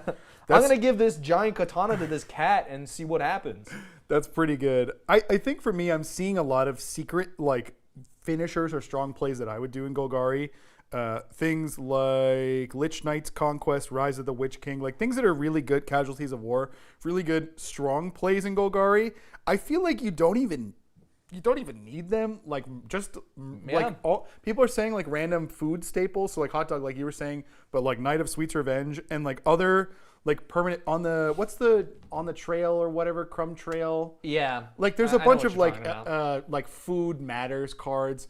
They keep printing food matters cards. I don't know why they really like it, but They like do. it's not going away. So I think that this deck has a lot of legs. You can either play all the good Golgari stuff, you can play a combo, you can play removal heavy, you can play foods. I'm seeing a lot of really, really, really cute personality cards in here, like You Are Already Dead. Yeah. Yep. Yeah. The only thing that I think I would want to add that I don't see because I'm going to put it in every black deck that I make until I die is Deadly Dispute. And it has extra pulling power in this deck just because you're always going to be sacrificing a creature, which is actually a food, or sacrificing a food token, which is actually a food token, and then getting the draw and the treasure, whatever. But it's just like such a good card that I want to put it into everything, and it helps to smooth out any deck that you're playing. Ooh, Saw in Half, also an incredible include. Thank you for the point out there. Interesting. I love this deck. It's so funny. I think it's to good. me. There's definitely some interesting choices. There's definitely good stuff. By the way, Night of Sweet Revenge is in here. Yeah. Black Market Connections is in here, which is great. I see Phyrexian Arena draw some cards. One of my favorite pet cards in green, the Aesir Escape Valhalla. Completely forgotten about card from Assassin's Creed. 3-mana saga. Chapter 1, exile a permanent, gain life equal to its mana value from your graveyard. Yep. Then number 2, put a number 1/1 counters on target creature equal to that exile card's mana value. Then number 3, you get it back and the saga back. So you can keep playing the saga to gain life, get counters, and get cards back. Wow. It's slow, and there's a reason it's 39 cents. Yeah. Because no one gives a shit about the card. But These are like the Golgari slow engines that like result in a win because, yeah, you're paying a little too much mana for that effect when you can do it in 1 and 2 in green. But the value you accrue over time is great. And if everything is a food, I guess you're just going to gain a bunch of life doing nothing. Yeah. Where do you Blasting Station is so funny. It's so slow, but God, it's hilarious. Did you see the number of lands? I just saw it, yeah. Ooh. Okay. Hold on. We might have a problem, bud. Hold on. We might have a small problem. I'm gonna go to the old Maybe mana. not, but I'm maybe. gonna go to the old mana curve. You have a 5-mana commander, and you got 27 lands in the deck. Now, I'm not a mathematician, but I know a little bit of something about Magic the Gathering, and that's a small amount of mana. It's a small amount of mana. I'm wondering if they've got that much ramp. It says without lands, their curve is 314. So they need 3.14 lands, which is pi. You bastard. There's no way they did that on purpose. There's no way There's that's no purposeful. shot. That's crazy. But assuming that you did do that on purpose, how dare you again? And also, that's so fucking cool. Don't add any lands. That's unbelievably cool. Your mana curve is pi. That's a food, dude. Yeah, it had to be on purpose. It had to be on purpose, right? I have to know. Tell me. Someone if tell that's me. accidental, then the universe is speaking. Yeah. This is how the universe speaks to us, Yeah. guys. Because like the deck does have mana solutions. They're not great, like Academy Manufacturer, Yeah. right? And you could play there's like a few token replacement guys in like green and colorless. It's like when you make a this, you make a that. I'm And, just like, feeling you could like you're figure never, it out. Yeah. I just feel like you're never getting to like preposterous proportions, you know? Okay, it was not known until you pointed it out. That's amazing. God, I can't believe that. All right, Ted. Wow. I'm done. I'll see myself out on that one. Wow. But truly, like, It's a good deck filled with good cards. If you want the deck to feel more consistent, I feel like it should do more lands. I would not put more lands having seen that. Yeah. I would just mulligan down to 4 to get lands. I really would. Yeah. I like, how do you do that, dude? Yeah, I don't know, dude. That's freaking crazy, bro. Yeah. I think that you could find other creative ways to get out of the lands problem, right? You have an academy manufacturer that will do it because you're shitting out foods all over the place. You could find stuff to eat stuff for temporary mana value, right? Like the altars or whatever. Or you can find like pitiless plunder when your guys die, make treasures. Like there are ways to get around it. Remove something that's 2 mana, like Feed the Cycle, Okay. and add Realm Reborn. Oh, it's so expensive, but it is really good. Oh no, there's a creature, Jahira maybe. It's like your tokens tap for green. Jahira. There's Jahira a would few- be good too. Those kinds of effects are pretty good actually. But I need to be extremely clear. You need to remove exactly the same mana cost that you are putting in so that the mana curve does not change. Okay? Yeah. Like, let's be clear. That's how it's going to work. Yeah, a lot of people are saying that Sweet's Revenge is doing a lot of heavy lifting, and as well as the deck owner. Yep, true. That's true. Yeah. I haven't seen Cry of the Carnarium in a long time. Wow, Commune with Beavers in the deck is crazy, What do you but mean? I like it. You gotta talk to Beaver. Yeah, talk to Beaver. I like it. Yeah. I like it a lot. Wow, this is an incredible deck. I think even without the 3.14, it's still a good deck. I think it's a 10. I I really really like like it a it. Maybe not a 10, maybe a 9 because you really need to work on these lands. But, like, do you really want to? Probably not. Probably not because that's a universal communication that it is a 3.14 average mana value. I'm gonna rate this a 3.141592. Yeah, that's pretty good. That's what I'm gonna rate it. The Rogue Outpost. Rogue Outpost. Oh, we spun the wheel so quick that we didn't even see it coming. No, he's a professional. Yeah, he's The he's Rogue wheeling over there. Outpost. Ah, we have one deck. It's a 3-ish. It wants to Let's cheat see. out assassins fast. And it usually it can struggle in the late game, but has multiple ways to win. I see. Aha! Tribal Asco 5-color Ezio. Oh, I love me a 5-color Etsy. Oh, Chroma's Memorial. Oh no. Huh. What is Ooh, it's legendary tribal. what is going? Kind of. Okay, I have some thoughts. Where are you at? I'm confused. This deck builder, I'm only in artifacts so far, has made some smart choices to, I think, hedge against bad cards. Chroma's Memorial makes everything kick ass. Amulet of Vigor makes bad lands into functioning lands. Yeah. Ghost Vacuum for the inevitability you're going to get absolutely clowned on by a Muldrotha. I see things like Herald's Horn for the value. I see Soul Ring. Everyone knows how I feel about that. I see a bunch of artifacts that are in here to make it possible to play the game, which I think is good. Yeah. The legendaries are crazy. Yeah, this is quite the pot. Oh, and I'm seeing that it's mostly it's no green. There's no green in the whole deck. It's 4-color practically. It's Javi is there, yeah. Oh, there's one green creature. Interesting. Almost everything else is an assassin except for Javi. I know Javi's from Assassin's Creed, obviously, but Javi is a god warrior. Yeah. We've done a lot of tinkering with the Assassin's Creed set, specifically the assassins. I love that Deadpool fucking snuck into this deck. Did he really? Yeah. What? I love how he just showed up and he's like, yeah, I fit here. And then he jumped in because that's what he fucking does. Honestly, I was about to say that the assassins, a lot of them leave a lot to be desired. They need the Deadpool help, I think. Yeah. This is very interesting. I really like it. Who is that? Oh, we have a guest. Hello. We're live. Okay. Oh, do you want to do a bye-bye. cameo? There's cameras here and here. You're gonna come here to give me a kiss goodbye? You can there's Thank one you. there and there. Look, guys, I found that guy. Oh, bye. Oh. Have a good day, man. Bye-bye. Okay. Important cards for this kind of deck. Cover of Darkness. Black Market Connections. Yeah. You need your value stuff. Curiosity, Phyrexian Arena, all good stuff. Oh, Chain Assassination is in the deck. Yeah, I wanna talk about their non-creature section because you have Black Market Connections, Cover of Darkness, Curiosity, Phyrexian Arena, Chain Assassination. I'm gonna skip over Counterspell. Deadly Dispute, Get Out, Go for the Throat, Mortify, Murder, Saw in Half. These are all like very assassin-y. He's just like, playing murder. terms. Yeah. That's awesome. It's like very assassin-y Yep. like vibe. Yep. Like Blasphemous Act, back in town. Damn. It seems really funny. Why is Harmless Offering here? Wait, really? Harmless Offering? Where? What Yeah, why is that here? Oh, I hadn't gotten that far yet. What? But why? Let's see. But why? Let's see. But why? But why? Let's see how many spears. Yeah, you did go with the theme. And your name is The Rogue Outpost. Oh, dude, Harm. Yeah. Oh, Harm. Yeah, Harm. Genuinely, Harm could go I in. wonder how much of it is the name, the fact that it's just Harm.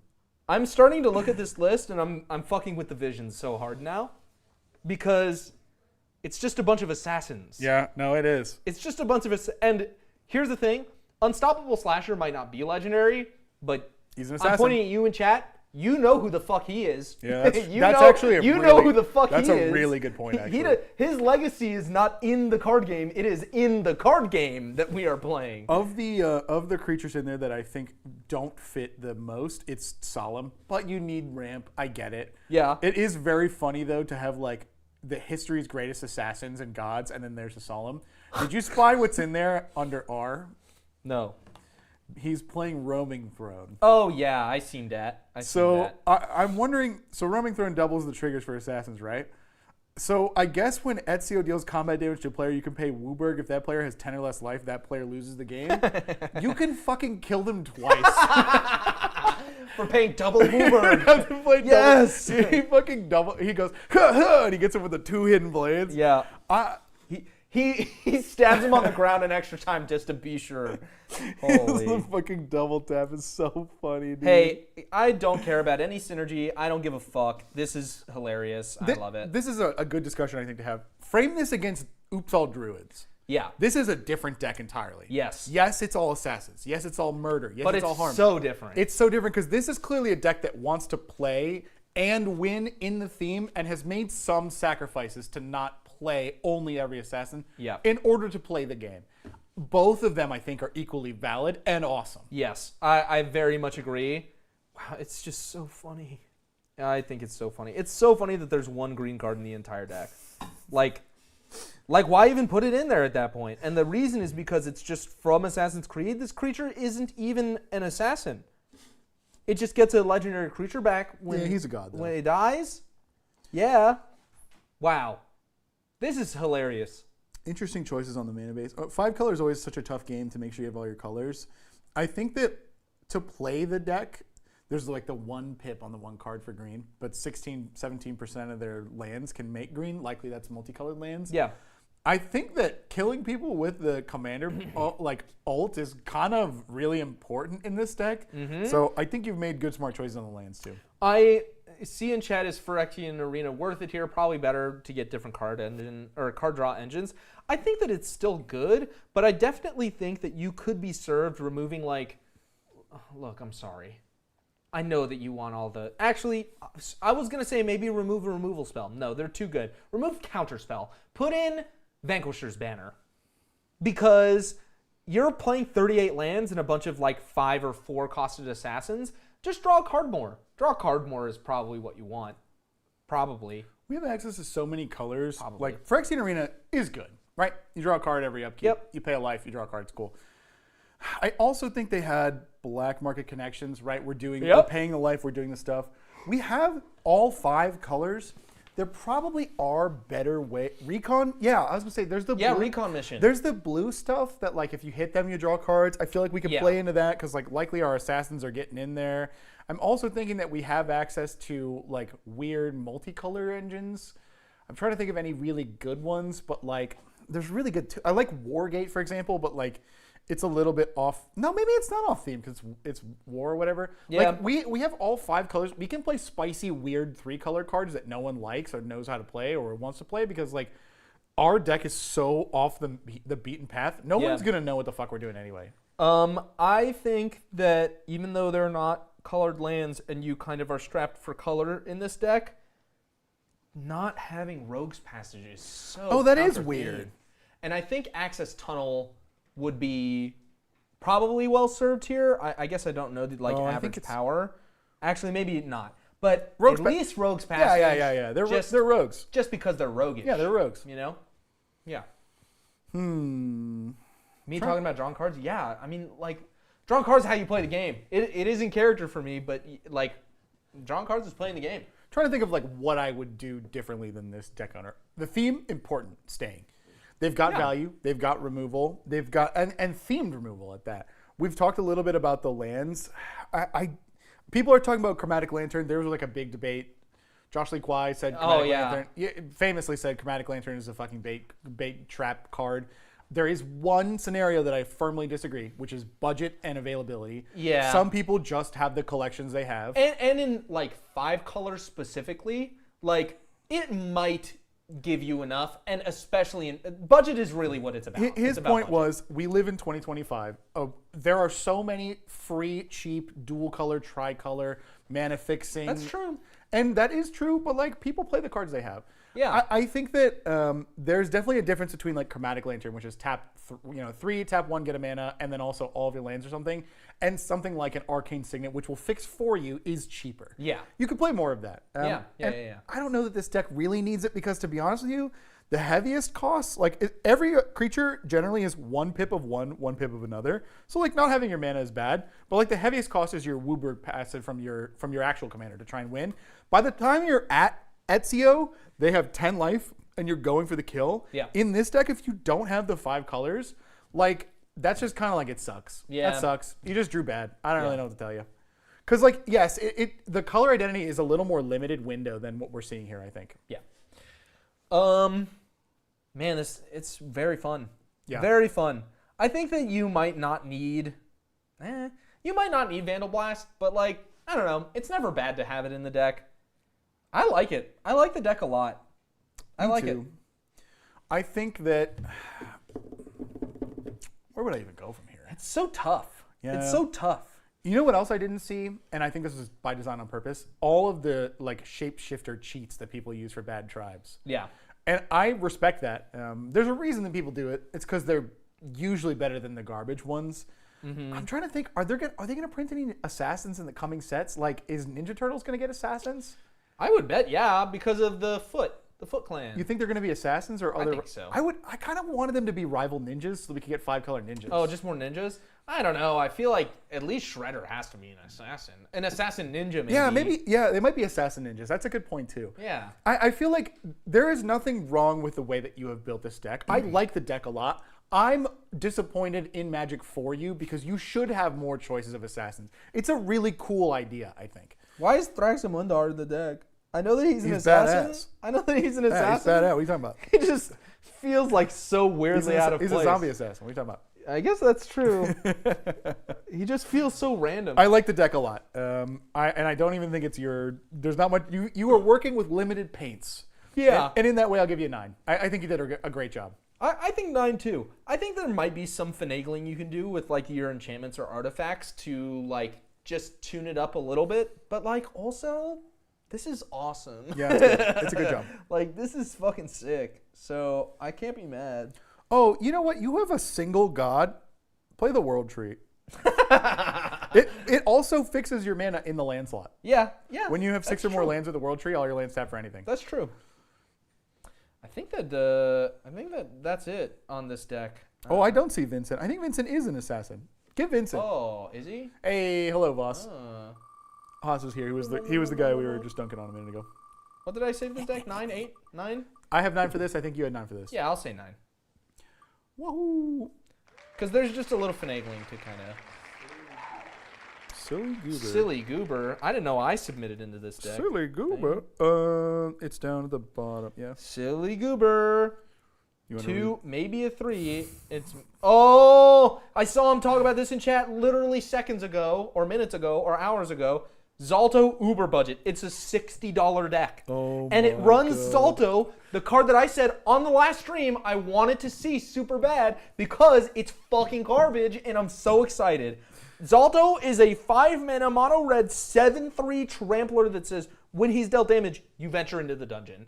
He's a 7/3. How do you even deal enough damage to him to venture? It's so goofy.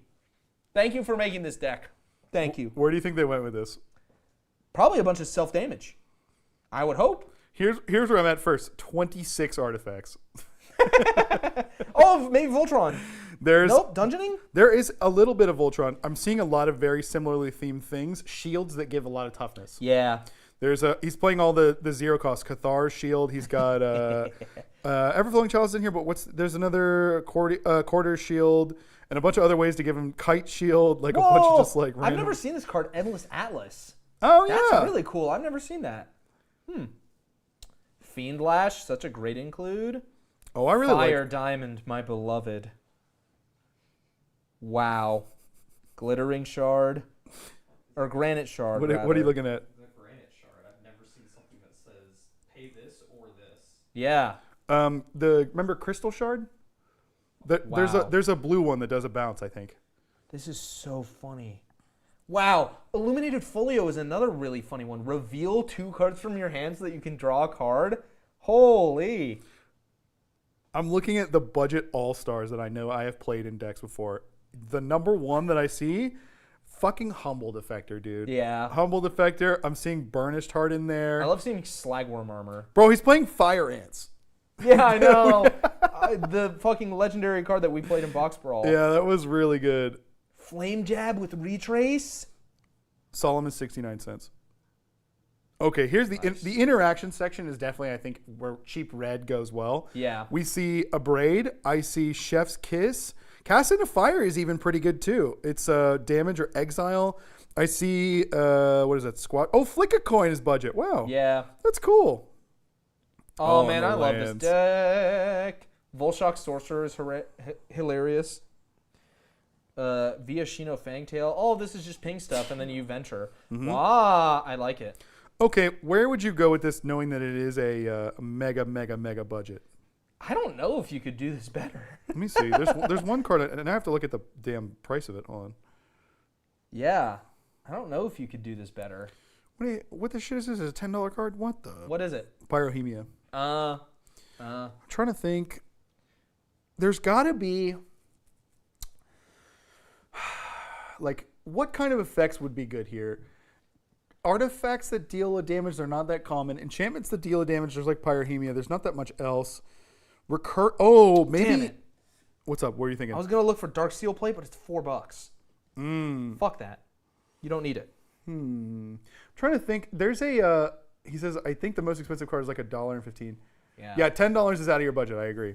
There's maybe I know there's a raid card that does this. I'm trying to think of a recurring few cards you can put in the graveyard that would allow you to play them. Have you seen Repeating Bombardment?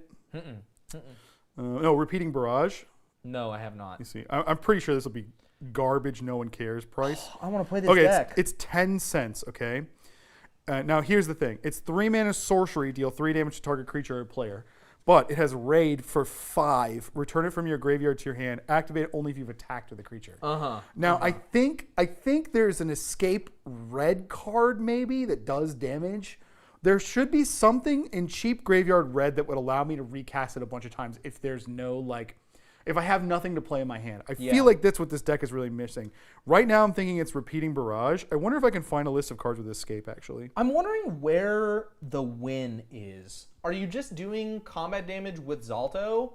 It kind of seems like Yeah, it. that's okay. You preempted my question. Good luck winning. There's no win con in the deck. No. Yeah. He can attack. So yeah, I think it's attacking with Rogue's Passage.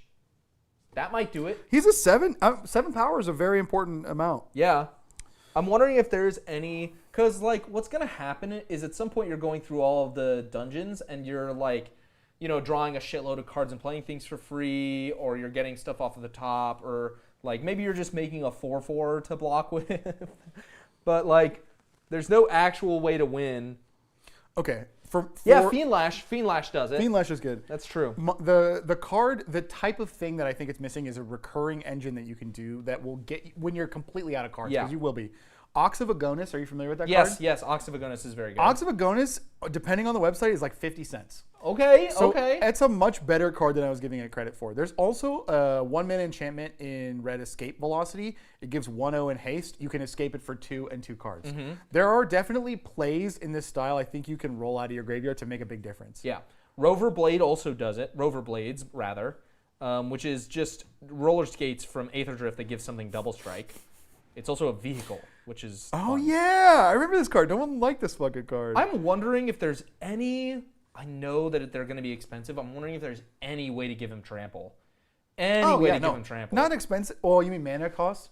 There's a bunch No, of expensive in dollar cost. No. There's a bunch cool. there's a bunch of random like equipments that no one likes anymore because they are just like so overcosted mana wise. Like He has trample.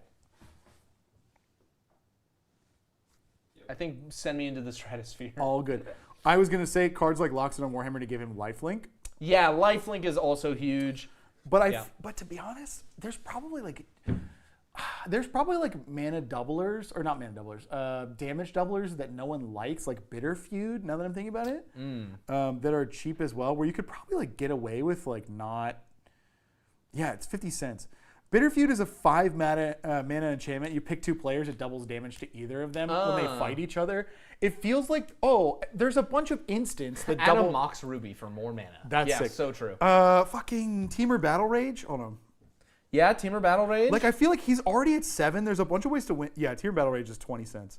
So there's a bunch of ways at instant speed, like to double their power or give them double strike. Yeah. Because like a lot of times, this guy's gonna get suited up with fucking 3 shields. He's gonna be a 7/14. Yep. You're gonna attack. Your opponent goes, I guess I'll block with like 3 toughness. Like you're not gonna kill me. And then you go, cool, double power, double strike, and they instantly die. Yeah. I feel like that's probably how I would try Sneak to something win. out like that. Grafted Exoskeleton is evil. Oh, yeah, Chain Lightning. And then Arc Bond, was it in the deck? Mm-hmm. Yeah. It is. Okay, cool. I think the deck has personality, that's for sure. I fucking love this deck. I think that you probably could find a Sundowner. Hold on, what the fuck is this? Sundowner? I hardly know her. Nice. Is this a real card? This is not a real card. What are You they ever trolling? seen Sundowner? This is a D's Nuts joke, isn't it? No way. I don't know what this is. Oh, from MGR? What is that? What the hell is that? Oh, he's a character from Metal Gear. Oh! I see. Is that 3? Oh my gosh. This deck is so cool. I want this deck so bad. I mean, it's just ping and you venture a billion times. Yeah, he has 100 shields. Yeah. He just fucking blocks everything. I love this. I think and I definitely think that what Ryan said is that you can actually have the win condition with the like damage doubling or double strike gifting type stuff. There was like speed. a Boros Cloud deck where I just looked at all the cards that double power damage. Like they're pretty cheap. I also think people are asking about the how the damage triggers work. I think if like 10 1/1s block this guy, damage is dealt all at once. So I think he only ventures once. I could be wrong about that. I would like to maybe look at the listing because there's also like Nemesis Mask. Have you seen that? It sounds familiar, but I can't. It says all creatures must block the guy. Yeah. Which I don't think would work favorably. I think damage is done once. Let me. Yeah. Okay. Because I think that the wording would be different. I think it would say whenever a creature does damage to this or whatever. Right. Every source should block. Hold on. Let me look it up. Zalto. Off to common rulings. Let's see. If Zalto is dealt damage by multiple sources at the same time, usually creatures blocking it, you will only venture into the dungeon once. Yep. And you can find that in a billion places. I'm seeing it on Wizards' official website, Gather. Exactly I'm correct. on Gather. Yep. So one time, unfortunately, unless there's first strike or double strike or whatever. But here's the thing. It doesn't matter that much because you just do it with the other cards that you put into the deck. Like, you're not really worried about having other people block you with multiple creatures. Like, I know that sounds like normal. It seems like, it seems like, oh, shouldn't it do it more times? It doesn't need to. Yeah. It really doesn't need to. Pretty great. I love the deck. I know that there are ways to include win conditions, so I'm going to give it a 9, but god damn, I love this deck so much. It's great. Oh, There's a desert. Hold on. makes me so happy. I love that you added Forgotten Cave just to cycle it because you might need to. Is desert in the deck? No. I've got it. Tap for colorless. Land his name is desert. Type desert. A second effect. Desert deals 1 damage to target attacking creature. Activate only during the end of combat step. Wow. So That's if you pretty swing good. in and he survives, They have to block. One more venture. One more venture, baby. Very I guess good. you could, if he gets blocked by a 2-power creature, you can't do it because then you kill him in the desert. Is there anything in the deck that gives you the initiative? Because I only see venture. There probably isn't that much red initiative.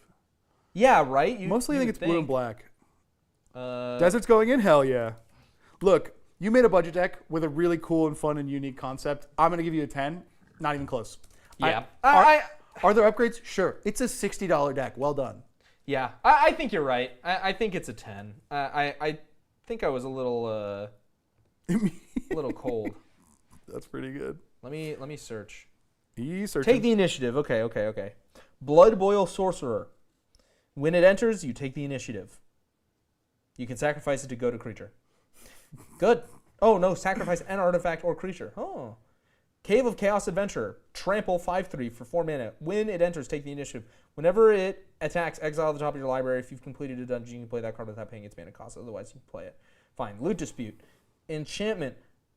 Create a treasure and... Okay, when you attack, player who has the initiative, create a treasure token. That's funny.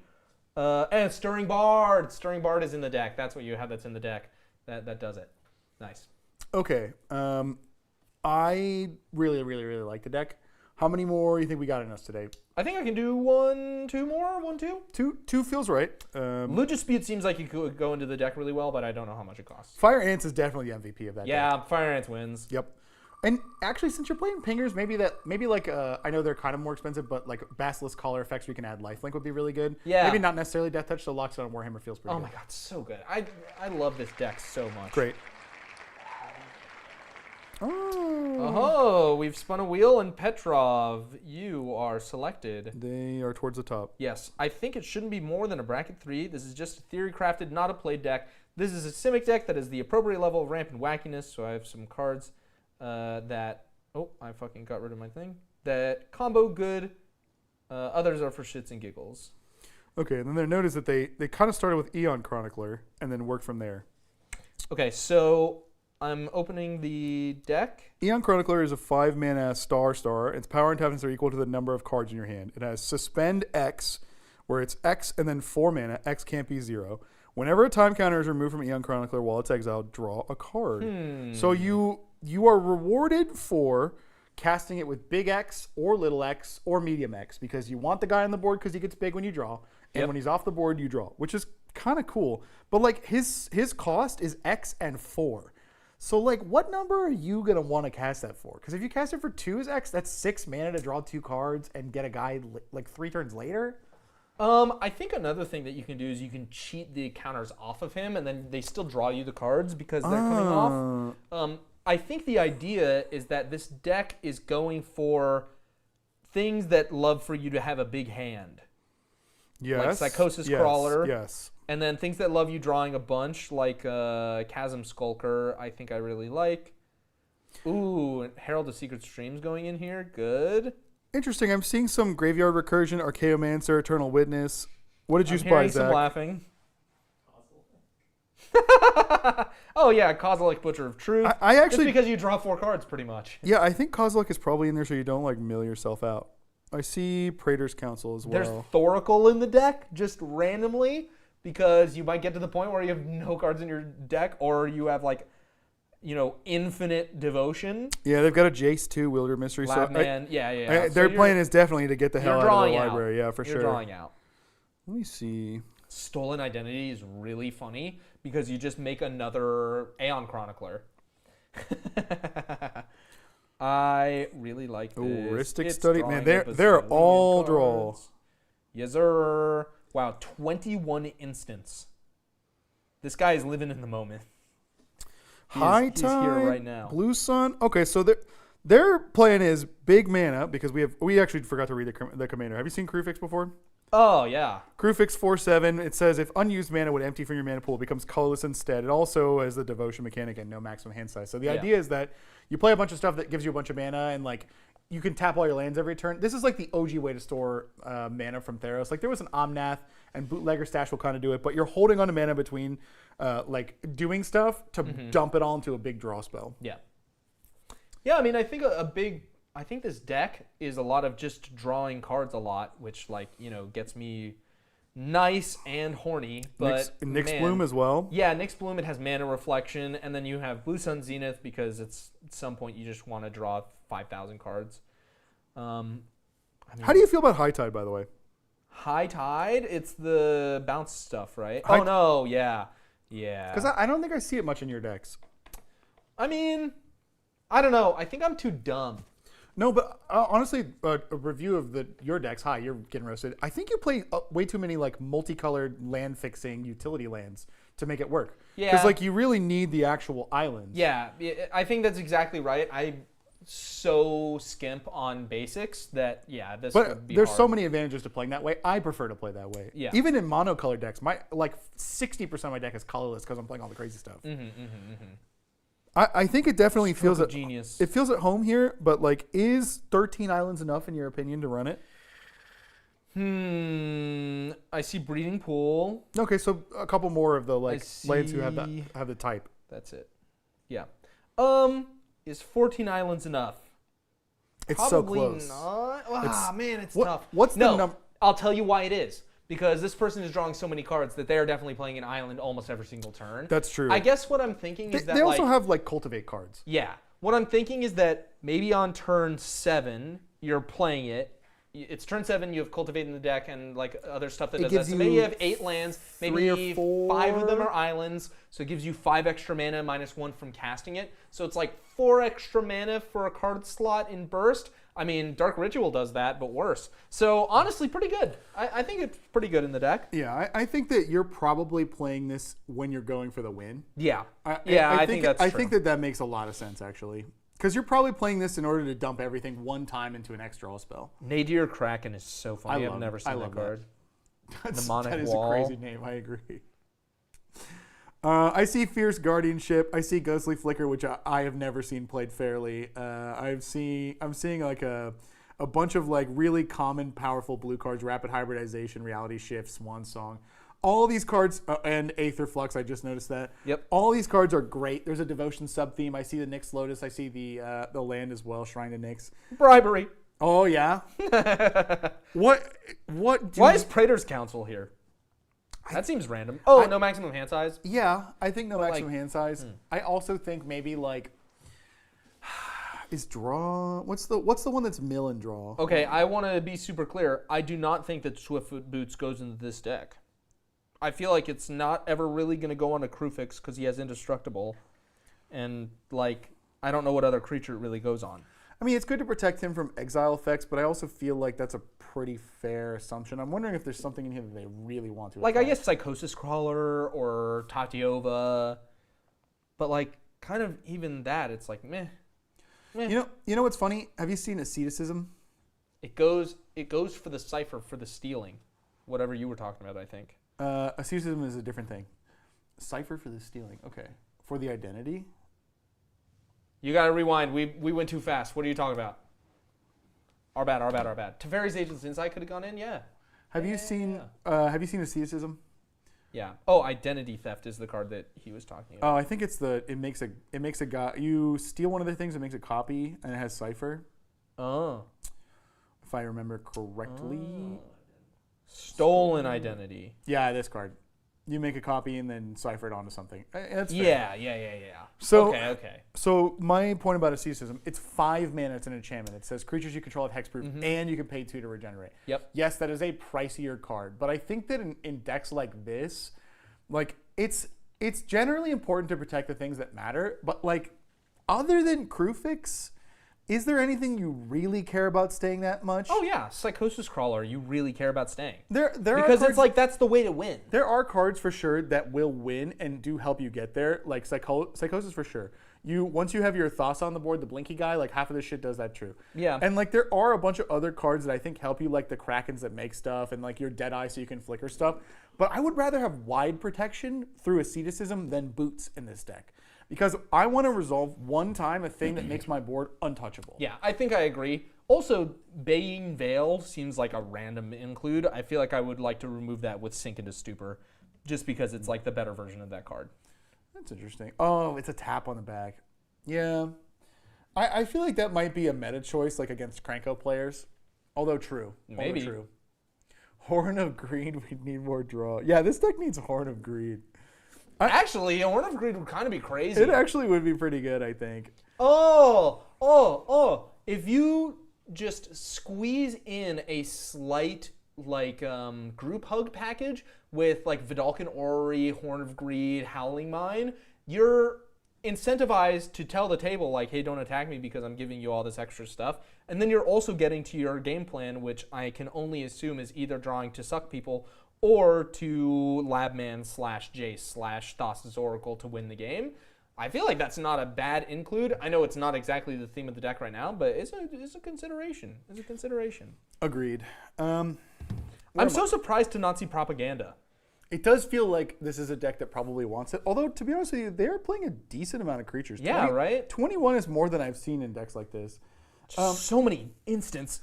Here's what I think as well. You're playing a bunch of the green land ramp, which in my opinion is my favorite because it's hard to interact with lands in Commander, and they're permanent, right? Yeah. And so you have done a good job of staying restrained and playing enough basics to make that work. We even think that you played enough for High Tide. The deck clearly cares about drawing cards. You might want to consider some draw replacement like Teferi's Ageless Insight. I see people saying that.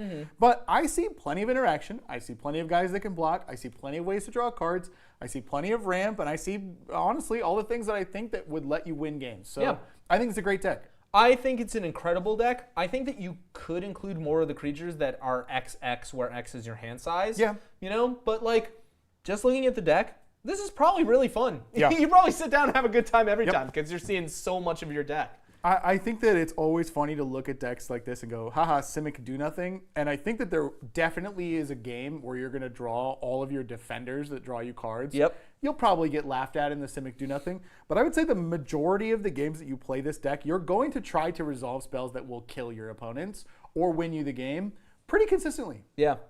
I like it. Yep. I like this a lot. Let me think. Why is Atmospheric Greenhouse on here? Atmospheric Greenhouse. When it enters, you put a 1/1 counter on each creature you control. Station for 8, Flying Trample 5/4. I feel like you could probably take it out. I don't know why it's there. I'm with you on that one.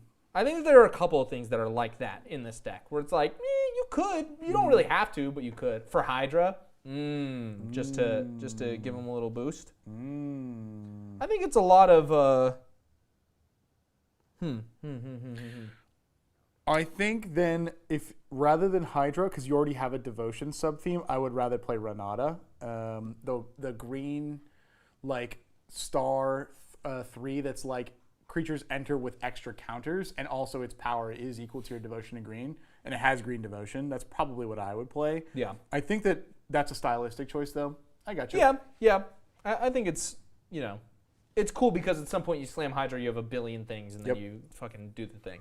They're already going to be 21/21s though, so like you don't really need to give them 1/1 counter each. Yep. All right, 9 for me to be honest. I think it's a great deck. Yeah, I think that I would go 8 just because I feel like this deck can actually be streamlined like a significant degree with some outs and ins, but like the idea is incredible. I really, really like it. Oh man, the heuristic study in the deck, that card's gonna get banned. What a current and relevant reference. Get so banned. sick. No, I really like the deck. It's drawing a bazillion cards. How could I be mad You know at what it? it does feel like? The average Simic bracket 3. Yeah. And I don't think there's anything wrong with that at all. I really like that there are so many different ways to win, it feels like, Yeah. which is what I really, really like it. Yep.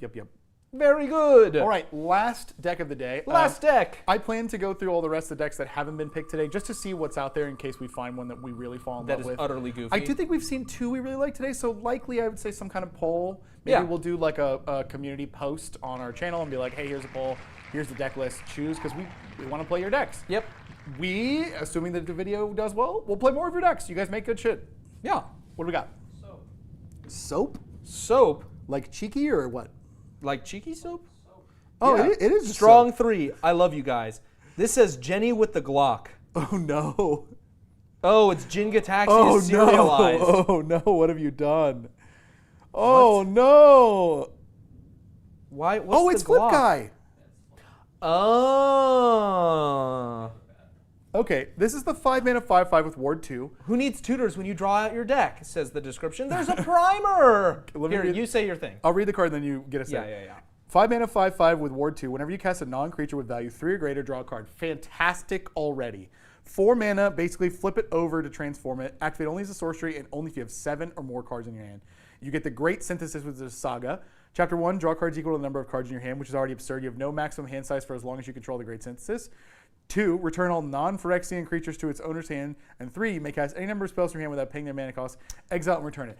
It's a 5-mana 5/5 with War that draws you a billion cards, that draws you even more cards, that fixes your mana size, that board wipes and casts all your spells for free. So in the primer, it says the game plan: establish infinite mana, infinite draw with Jhin, win through any line. It says your opening hand prioritizes mana rocks. You get Jhin out as quickly as possible. You flip him as soon as possible, leveraging free counter spells and interaction to protect him. And then once he's flipped, the deck goes into overdrive. You use infinite mana generated through combos with Hullbreaker Horror, Tidespout Tyrant, and mana positive artifacts like Soul Ring to fuel infinite draws through Jhin Gitaxias. And then you win by either milling your opponents, or you draw infinite cards, or Jace Wheeler Mysteries, Prologue to Phyresis, whatever. You at that point, it's kind of pick your poison, do whatever the fuck you want. You're gonna win the game from there. This is hilarious. This is hilarious. I'm surprised they're playing Jace, but not Labman as a backup. They're playing Capture of Jing Zhao and other extra turn spells. They're playing Enter the Infinite, which, if you don't know, is fucking 12 mana draw every card in your library except one, basically. Yeah. And honestly, I bet when this deck pops off, like, your opponent's probably blinking it's over. Yeah. Like, this deck probably screams through a game. This could honestly be converted into like a CEDH deck. It seems like it. If the plan is to go infinite by slamming a bunch of rocks fast, like, why not? I'm looking at the interaction package. I think it might even be able to hold its own. Maybe it doesn't win, on par with other like blue combo decks, but it's got plenty of interaction and good ones. I see 2 forces. I see an offer. I see Arcane Denial. I see Counterspell. I see Born Upon the Wind. I see Foil. Have you seen the card Foil before? Dude, yes. I really like Foil. Like Mana Drain's in there. Like, yes. There is an unbelievable amount of just shit that protects my Pact of nonsense. Negation is in there. Yep. I don't even know why you're running Omniscience. I feel like, honestly, you could take out any of the fun stuff and just focus on doing the commander thing, but, Omniscience is probably... There's only 2 creatures in the deck! Yeah, Omniscience is probably in there because it's like, I draw my whole library. Yeah. I don't want to think about it. Here's an Omniscience. Your opponent goes Counterspell. You go Counterspell. They go Force. You go Force. They play anything else like a fucking offer. You hit them with the other Force. You hit them with the next offer. And then all you go is, okay, I've resolved Omniscience. Does anyone give a shit? Yeah, like, who cares? It doesn't. At that point, you go, okay, go to game 2. I mean, that's good, I think. I have a bet. If you are in chat, you can correct me if I'm wrong, Mr. Soap. I would bet that most of the games end where you say, we all see where this is going, and then everyone shuffles up, instead of actually the game ending. Is that maybe accurate to your lived experience, or maybe not? Because if you actually get to the end of the game with this deck, I'm very surprised. Yes, lol. Yeah. It's very much like you get to the 3rd step and you're like, anything, and people are like, man, not really. Let's just go again. Yeah, and they're saying to sort by type and tags. They've split it up. Like Hullbreaker Horror and Tidespout are over here, and here's like all the mana cards, like your Omniscience and stuff like that. There's the category I love is at the bottom. It's called No Touch, Just Look. It's 21 counterspells basically. Holy shit, that's horrifying. Oh man, that's pretty fucking funny, honestly. There's a small poison win condition, and there's a bunch of mana rocks, a ton of utility. As far as mono blue goes, I'll say it. This is toxic, but in a funny and I think a little bit classy way. So respect to that. I mean, the way that I again imagine it going is like everyone knows exactly what the fuck is going to happen. Yep. It's just like sometimes they're able to band together and pitch through all of the 7 counterspells you have in your hand that you're going to cast completely for free. I can't believe that's a sentence that I just said. Yep. And then Jhin dies, and then you say, okay, someone else at the table who's playing a 4 is going to win this one. If you guys have never played a deck like this, the Soap has even demonstrated in chat that they understand the etiquette of playing this deck. Yeah. I have already won the game. Here are the 10 cards that will instantly win me the game no matter what you guys do. Here's the 20 counterspells I have. Yeah. You show it to them, and then you go to the next one. Yeah. Great. It's that simple. Nothing wrong with that. And I celebrate playing a deck that has this many, like, honestly, probably pretty high salt score cards. Yeah. And with decorum. Yeah. I think that maybe you could fit some lands in here that are utility. Like you could add the What's the one that gets an instant or sorcery from your graveyard to your hand? Arcane Sanctum, is that right? No, it's no, Mystic Sanctuary. Yeah, Mystic Sanctuary. Like, you could add, like, I don't know, so many others, but, like, who cares?